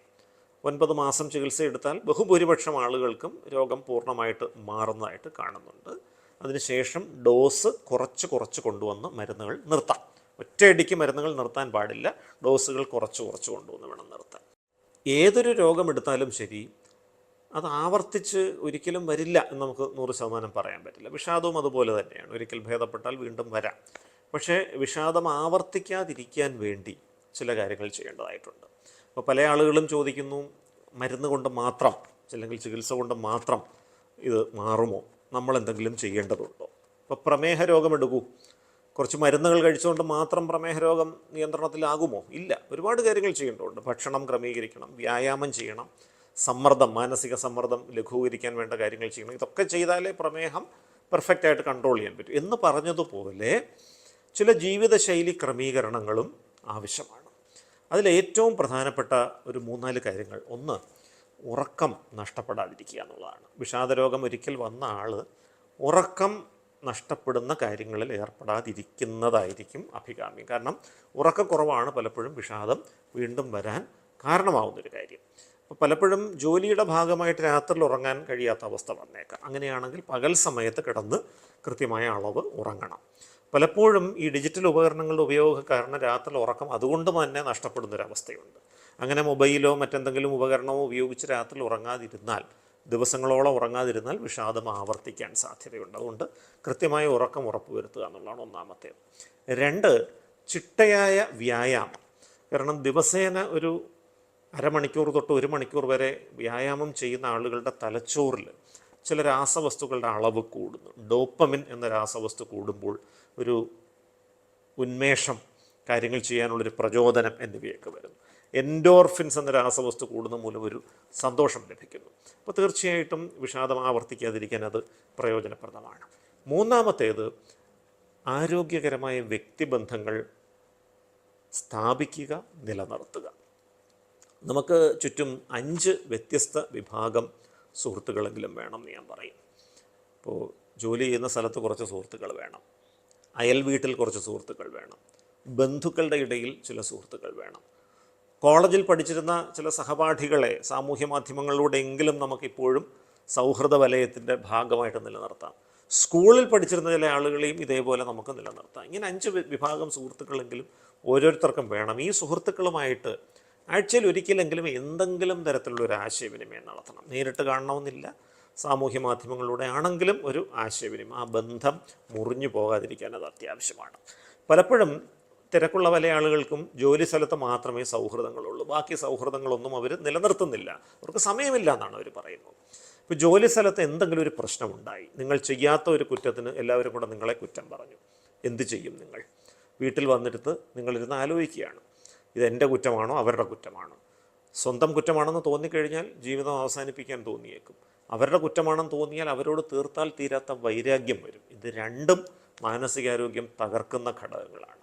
മറിച്ച് നിങ്ങളുടെ അയൽ വീട്ടിൽ നിങ്ങൾക്ക് ഒന്നോ രണ്ടോ നല്ല സുഹൃത്തുക്കളുണ്ടെന്ന് വിചാരിക്കുക. ഈ ജോലി സ്ഥലത്ത് ഇത്രയും പ്രശ്നം ഉണ്ടായതിന് ശേഷം വീട്ടിൽ വന്നിട്ട് നമ്മളൊന്ന് വൈകിട്ടൊന്ന് നടക്കാനിറങ്ങി, ആ അയൽ വീട്ടിലുള്ള നമുക്ക് പരിചയമുള്ള ഏതെങ്കിലും ഒരു സുഹൃത്തിനെ കണ്ടു ഒരു 5 മിനിറ്റ് സംസാരിച്ചു. നമുക്ക് മനസ്സിലാവും ജോലി സ്ഥലത്തുള്ളവരെല്ലാം തള്ളി പറഞ്ഞാൽ പോലും എന്നെ ഞാനായി അംഗീകരിക്കുന്ന ഒരു വ്യക്തി ലോകത്തിലുണ്ട്, ഞാൻ ജീവിച്ചിരിക്കുന്നതിൽ കാര്യമുണ്ട്, അയാൾക്ക് എന്നെ വേണം, ഞാൻ അയാളുമായിട്ട് ആശയവിനിമയം നടത്താം. അപ്പം ലോകത്തിന് നമ്മളെ ആവശ്യമുണ്ട്, ചിലർക്കെങ്കിലും നമ്മളെ ഇഷ്ടമാണ് എന്നൊരു തിരിച്ചറിവ് വരുമ്പോൾ ആ മനസ്സ് വിഷാദത്തിലേക്ക് കൂപ്പുകുത്താതിരിക്കാൻ തീർച്ചയായിട്ടും സഹായിക്കും. അടുത്ത ഏറ്റവും പ്രധാനപ്പെട്ട കാര്യം ലഹരി വസ്തുക്കളിൽ നിന്ന് പൂർണ്ണമായിട്ട് ഒഴിഞ്ഞു നിൽക്കുക എന്നുള്ളതാണ്. കാരണം മദ്യമായാലും പുകവലിയായാലും കഞ്ചാവായാലും മറ്റു മയക്കുമരുന്നുകളായാലും ഇതൊക്കെ തലച്ചോറിലെ രാസഘടനയെ മാറ്റിമറിച്ച് മാനസിക രോഗങ്ങൾ സൃഷ്ടിക്കാൻ പ്രാപ്തമായ പദാർത്ഥങ്ങളാണ്.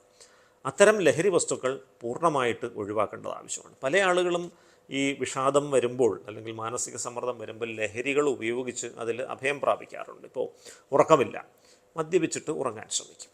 പക്ഷേ കുഴപ്പം എന്താണെന്ന് വെച്ചാൽ ഇത്തരം ലഹരി വസ്തുക്കളെല്ലാം അത് ഉപയോഗിക്കുന്ന ആ ഒരു സമയം കഴിയുമ്പോൾ പിൻവാങ്ങൽ ലക്ഷണങ്ങൾ പ്രകടിപ്പിക്കും. ഇപ്പോൾ രാത്രിയിൽ മദ്യപിച്ചുറങ്ങിയ വ്യക്തിക്ക് ചിലപ്പോൾ രാവിലെ എഴുന്നേൽക്കുമ്പോൾ ചെറിയ ഹാങ് ഓവർ വരും, ചെറിയ ടെൻഷനും അസ്വസ്ഥതകളും ഒക്കെ. അപ്പോൾ അത് മറികടക്കാൻ വീണ്ടും മദ്യപിക്കും. അങ്ങനെ നിങ്ങൾ ആ ലഹരി വസ്തുവിന് അടിമയാകും.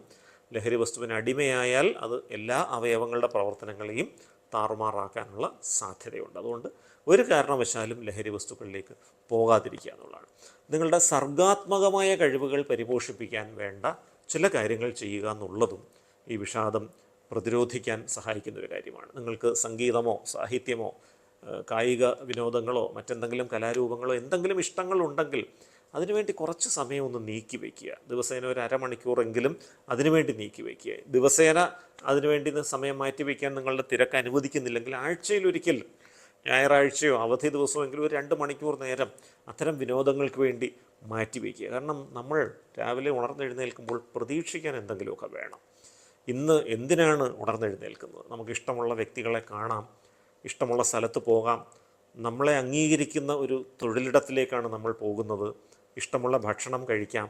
ഇങ്ങനെയുള്ള ഒരുപാട് കാര്യങ്ങളാണ് നമ്മളെ ഓരോന്നും ചെയ്യാൻ മോട്ടിവേറ്റ് ചെയ്യുന്നത്. അപ്പോൾ ഇത്തരത്തിൽ നമ്മളെ മോട്ടിവേറ്റ് ചെയ്യുന്ന വിവിധമായ വസ്തുക്കൾ കൊണ്ട് നമ്മുടെ ജീവിതത്തെ നിറച്ചു നിർത്തുക എന്നുള്ളതാണ് വിഷാദത്തിലേക്ക് പോകാതിരിക്കാൻ നമുക്ക് ചെയ്യാവുന്ന കാര്യം. പക്ഷെ ഇത്രയൊക്കെ ചെയ്താലും നേരത്തെ സൂചിപ്പിച്ച പോലെ തലച്ചോറിൻ്റെ വികൃതികൾ മൂലം വിഷാദം വരാം. വിഷാദം വന്നു കഴിഞ്ഞാൽ ചികിത്സയെടുത്ത് തന്നെ അതിൽ നിന്ന് മറികടന്ന് വരാൻ ശ്രമിക്കാം. മറികടന്നു കഴിഞ്ഞാൽ വിഷാദം ആവർത്തിക്കാതിരിക്കാൻ ഈ പറഞ്ഞ കാര്യങ്ങളൊക്കെ ചെയ്യാം.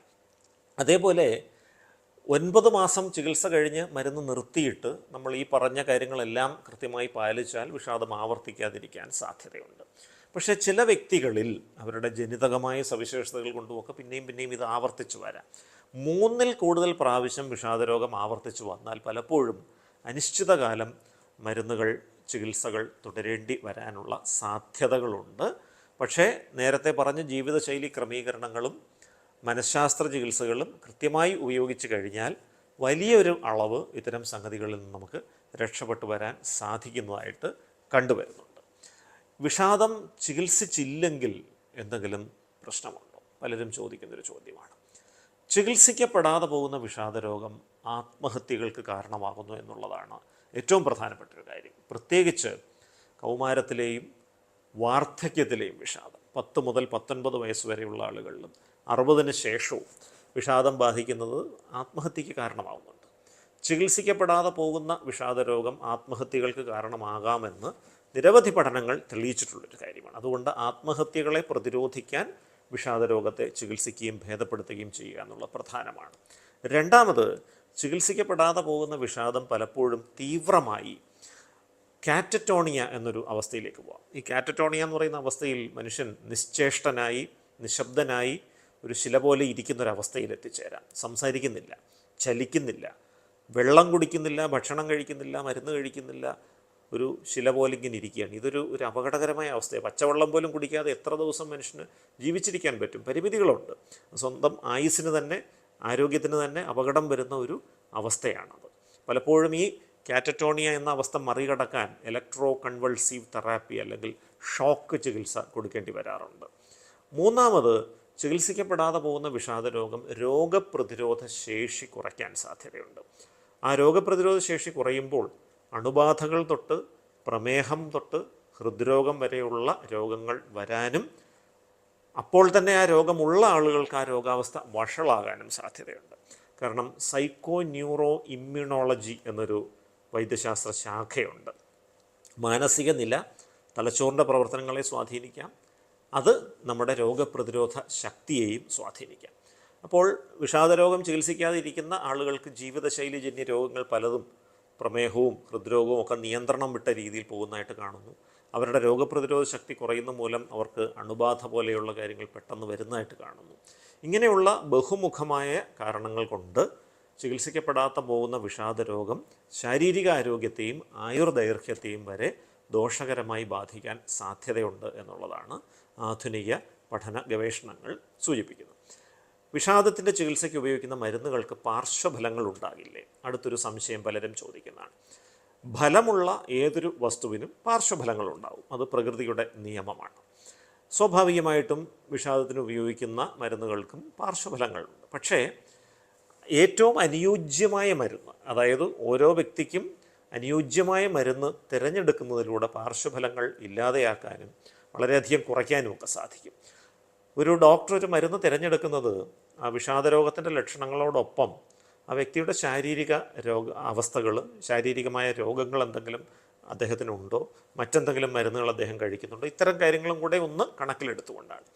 അങ്ങനെ ഉചിതമായ തരത്തിലുള്ള മരുന്നുകളാണ് തിരഞ്ഞെടുക്കുന്നതെങ്കിൽ ഈ പാർശ്വഫലങ്ങൾ പ്രശ്നമുണ്ടാക്കാറില്ല.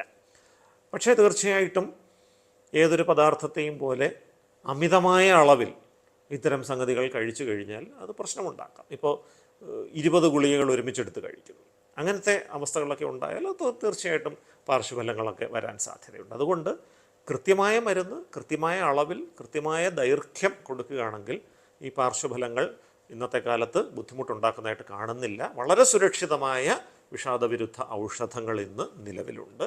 മറ്റേതൊരു ശാരീരിക രോഗത്തിന് കൊടുക്കുന്ന മരുന്നുകളുടെയും പാർശ്വഫലത്തിന് തത്തുല്യമായ പാർശ്വഫലങ്ങൾ മാത്രമേ കാണാറുള്ളൂ. മറ്റൊരു പ്രധാനപ്പെട്ട ചോദ്യം, ഞാൻ തൊട്ടു മുൻപേ പറഞ്ഞിരുന്നു, ചില പ്രത്യേക അവസ്ഥകളിൽ ഷോക്ക് ചികിത്സ കൊടുക്കേണ്ടി വരുമെന്ന്. ഈ ഷോക്ക് ചികിത്സ ഒരു ആധുനിക ലോകത്ത് കൊടുക്കുന്ന ചികിത്സയാണോ എന്ന് പലരും സംശയം പ്രകടിപ്പിക്കാറുണ്ട്. 3 അവസ്ഥകളിൽ ഷോക്ക് ചികിത്സ വിഷാദത്തിന് കൊടുക്കാം. ഒന്ന്, വളരെ തീവ്രമായ ആത്മഹത്യാ പ്രവണതയുള്ള വിഷാദ രോഗത്തിന് ഷോക്ക് ചികിത്സ കൊടുക്കാം. ഈ ഷോക്ക് ചികിത്സ കൊടുക്കുമ്പോൾ, ഈ ഷോക്ക് ചികിത്സ എന്ന് പറയുമ്പോൾ നമ്മൾ സിനിമകളിൽ കണ്ടതുപോലെയുള്ള ഒരു രീതിയിലല്ല ഇപ്പോൾ ചെയ്യുന്നത്. ഒരു ഓപ്പറേഷൻ തിയേറ്ററിൽ കൊണ്ടുപോയി മറ്റേതൊരു ശസ്ത്രക്രിയയ്ക്കും ചെയ്യുന്നത് പോലെ അനസ്തേഷ്യ മരുന്നുകൾ കൊടുത്ത് രോഗിയെ പൂർണ്ണമായിട്ട് മയക്കി ബോധം കെടുത്തിയ ശേഷം വളരെ നേരിയ തോതിലുള്ളൊരു ഇലക്ട്രിക് കറണ്ട് തലച്ചോറിലൂടെ കടത്തിവിടുന്നു. മിക്കവാറും കയ്യോ കാലോ ഏതെങ്കിലും ഒരു ശരീരഭാഗം മാത്രമായിരിക്കും ചലിക്കുന്നത്, അല്ലാതെ വലിയ തോതിലുള്ള ബുദ്ധിമുട്ടുകളൊന്നും രോഗിക്ക് ഉണ്ടാകില്ല. പലപ്പോഴും ഈ തീവ്രമായ ആത്മഹത്യാ പ്രവണത ഷോക്ക് ചികിത്സയിലൂടെ കുറയുന്നതായിട്ട് കാണുന്നുണ്ട്. 2, നേരത്തെ സൂചിപ്പിച്ച പോലെ കാറ്ററ്റോണിയ എന്ന അവസ്ഥ, സംസാരിക്കുന്നില്ല, ഭക്ഷണം കഴിക്കുന്നില്ല, വെള്ളം കുടിക്കുന്നില്ല, അപകടകരമായ അവസ്ഥയാണ്.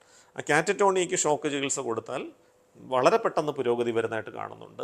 ഒരു പ്രാവശ്യം ഷോക്ക് കൊടുത്തു കഴിയുമ്പോൾ തന്നെ ചിലപ്പം വെള്ളമൊക്കെ കുടിക്കാൻ തുടങ്ങും, 2ാമത്തെ പ്രാവശ്യം കഴിയുമ്പോൾ ഭക്ഷണം കഴിക്കാൻ തുടങ്ങും, 3ാമത്തെ തവണ അത് ചെയ്ത് കഴിയുമ്പോൾ സംസാരമൊക്കെ ക്ലിയറായി വരും. അങ്ങനെ വളരെ പെട്ടെന്ന് ഫലം തരുന്ന ഒരു ചികിത്സാ രീതിയാണിത്. 3ാമത്തേത് മരുന്നുകൾ കൊണ്ട് കുറയാത്ത തരത്തിലുള്ള വിഷാദരോഗത്തിന് വ്യത്യസ്ത തരം മരുന്നുകൾ ഉപയോഗിച്ചിട്ടും ഫലം കിട്ടുന്നില്ല, വിഷാദം കുറയുന്നില്ല. അത് അത്യപൂർവമായി മാത്രം സംഭവിക്കുന്ന ഒരു അവസ്ഥയാണ്. കാരണം ഇപ്പോൾ ഒരുപാട് ഫലപ്രദമായ മരുന്നുകൾ, വ്യത്യസ്ത വിഭാഗത്തിൽപ്പെടുന്ന മരുന്നുകൾ ഉള്ളതുകൊണ്ട് അങ്ങനെ വേണ്ടി വരാറില്ല. പക്ഷേ അത്യപൂർവമായിട്ട് ചില ആളുകൾക്ക് മരുന്നുകൾ കൊടുത്താലും കുറയാതെ വരുന്ന വിഷാദം ഭേദപ്പെടുത്താനും ഷോക്ക് ചികിത്സ സഹായിക്കും. അപ്പോൾ ഈ ഷോക്ക് ചികിത്സ സുരക്ഷിതമായൊരു ചികിത്സയാണ്. കാരണം അത് കഴിഞ്ഞാൽ കുറച്ച് കഴിയുമ്പോൾ രോഗി ഈ ഓപ്പറേഷൻ്റെ അനസ്തേഷ്യയിൽ നിന്ന് കണ്ണു തുറന്ന് വരുന്നത് പോലെ ആ മയക്കത്തിൽ നുണർന്നു കഴിയുമ്പോൾ ഒരു ബുദ്ധിമുട്ടുകളും കാര്യമായിട്ട് രോഗിക്ക് അനുഭവപ്പെടുന്നില്ല എന്നുള്ളതാണ് കണ്ടുവരുന്നത്. മാത്രമല്ല വേഗത്തിലുള്ള ഒരു രോഗം ഭേദപ്പെടാനുള്ളൊരു സാധ്യത ഇതിലൂടെ കൈവരികയും ചെയ്യുന്നുണ്ട് എന്നുള്ളതാണ്.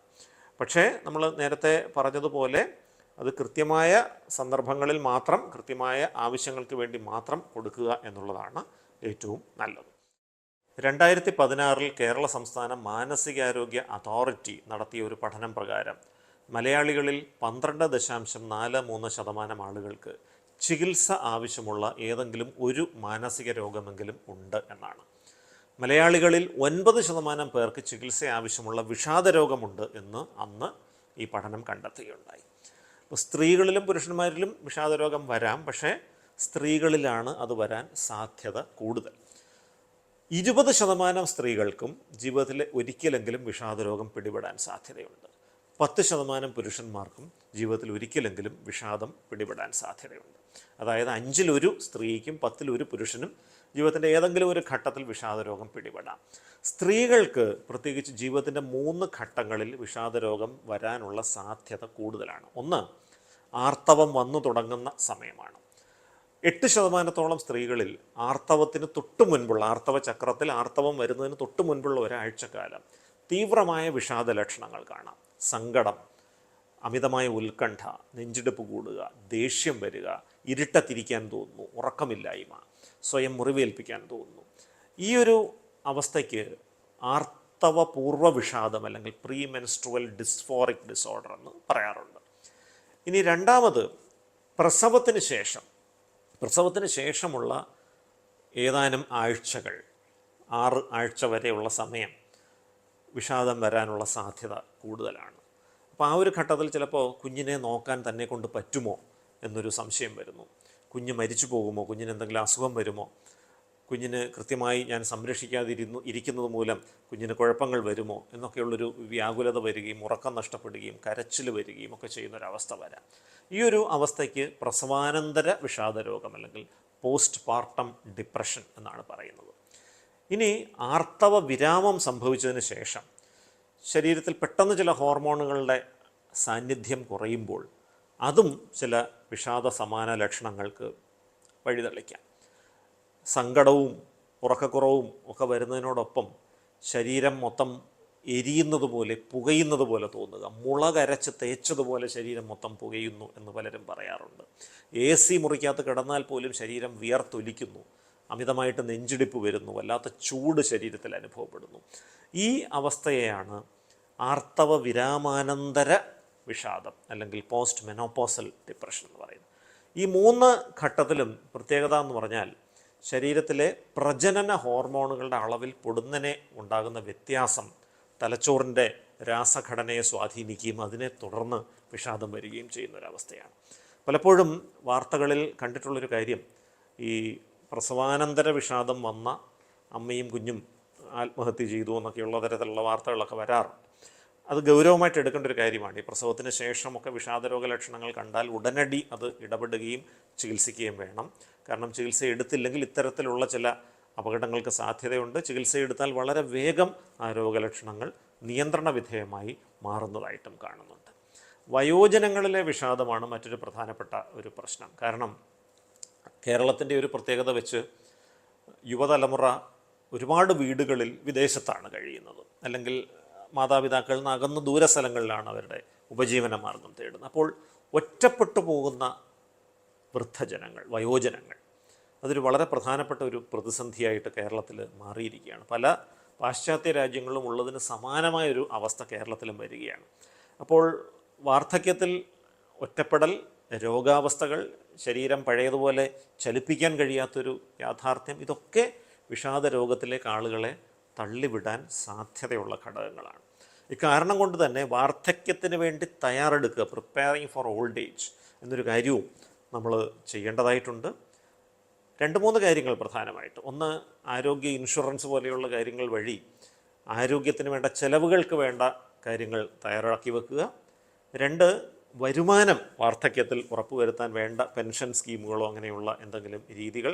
സാമ്പത്തികമായി യുവതലമുറയെ പൂർണ്ണമായി ആശ്രയിക്കുന്ന ഒരു അവസ്ഥ ഒഴിവാക്കാൻ അത്യാവശ്യമാണ്. ഇതോടൊപ്പം തന്നെ റിമെയിൻ എൻഗേജ്ഡ്, വെറുതെ ഇരിക്കുന്നതിന് പകരം ആളുകളുമായി ഇടപെടുക, എന്തെങ്കിലും ക്രിയാത്മകമായ പ്രവർത്തനങ്ങളിൽ ഇടപെടുക. അങ്ങനെ രാവിലെ ഉണരുമ്പോൾ ഇന്ന് ഉണർന്നെഴുന്നേറ്റ് എന്തെങ്കിലുമൊക്കെ ചെയ്യാനുണ്ടെന്നൊരു പ്രതീക്ഷ മനസ്സിൽ തോന്നാൻ വേണ്ട കാര്യങ്ങൾ കൂടെ വാർദ്ധക്യത്തിൽ ഉറപ്പുവരുത്തേണ്ട ആവശ്യമാണ്. പലപ്പോഴും വയോജനങ്ങളായ ആളുകൾ 3 മാസം കൂടുമ്പോൾ ഒരിക്കലെങ്കിലും പണ്ട് കോളേജിൽ പഠിച്ചിരുന്ന സഹപ്രവർത്തകർ ലഭ്യമായ ആളുകളുമായിട്ടൊന്ന് ഒത്തുകൂടുന്നത് വളരെ നല്ലൊരു കാര്യമായിട്ട് കാണുന്നുണ്ട്. കാരണം ആ ഒരു ഒത്തുകൂടൽ കഴിയുമ്പോൾ പല ആളുകളും പറയാറുണ്ട്, ഒരു 40 വയസ്സ് കുറഞ്ഞതുപോലെ തോന്നുന്നു. കാരണം കലാലയത്തിൽ പഠിച്ചിരുന്ന അനുഭവങ്ങൾ പങ്കുവയ്ക്കുകയും അത്തരത്തിലുള്ള സംസാരങ്ങളുമൊക്കെ വഴി മനസ്സുകൊണ്ട് തന്നെ ഒരു ചെറുപ്പത്തിലേക്ക് നീങ്ങാനുള്ള ഒരു സാഹചര്യമുണ്ട്. ഇത്തരത്തിലുള്ള കാര്യങ്ങളൊക്കെ ചെയ്ത് വാർദ്ധക്യത്തിലെ വിഷാദത്തെയും ഒരു പരിധി വരെയൊക്കെ നമുക്ക് തടഞ്ഞു നിർത്താൻ സാധിക്കും.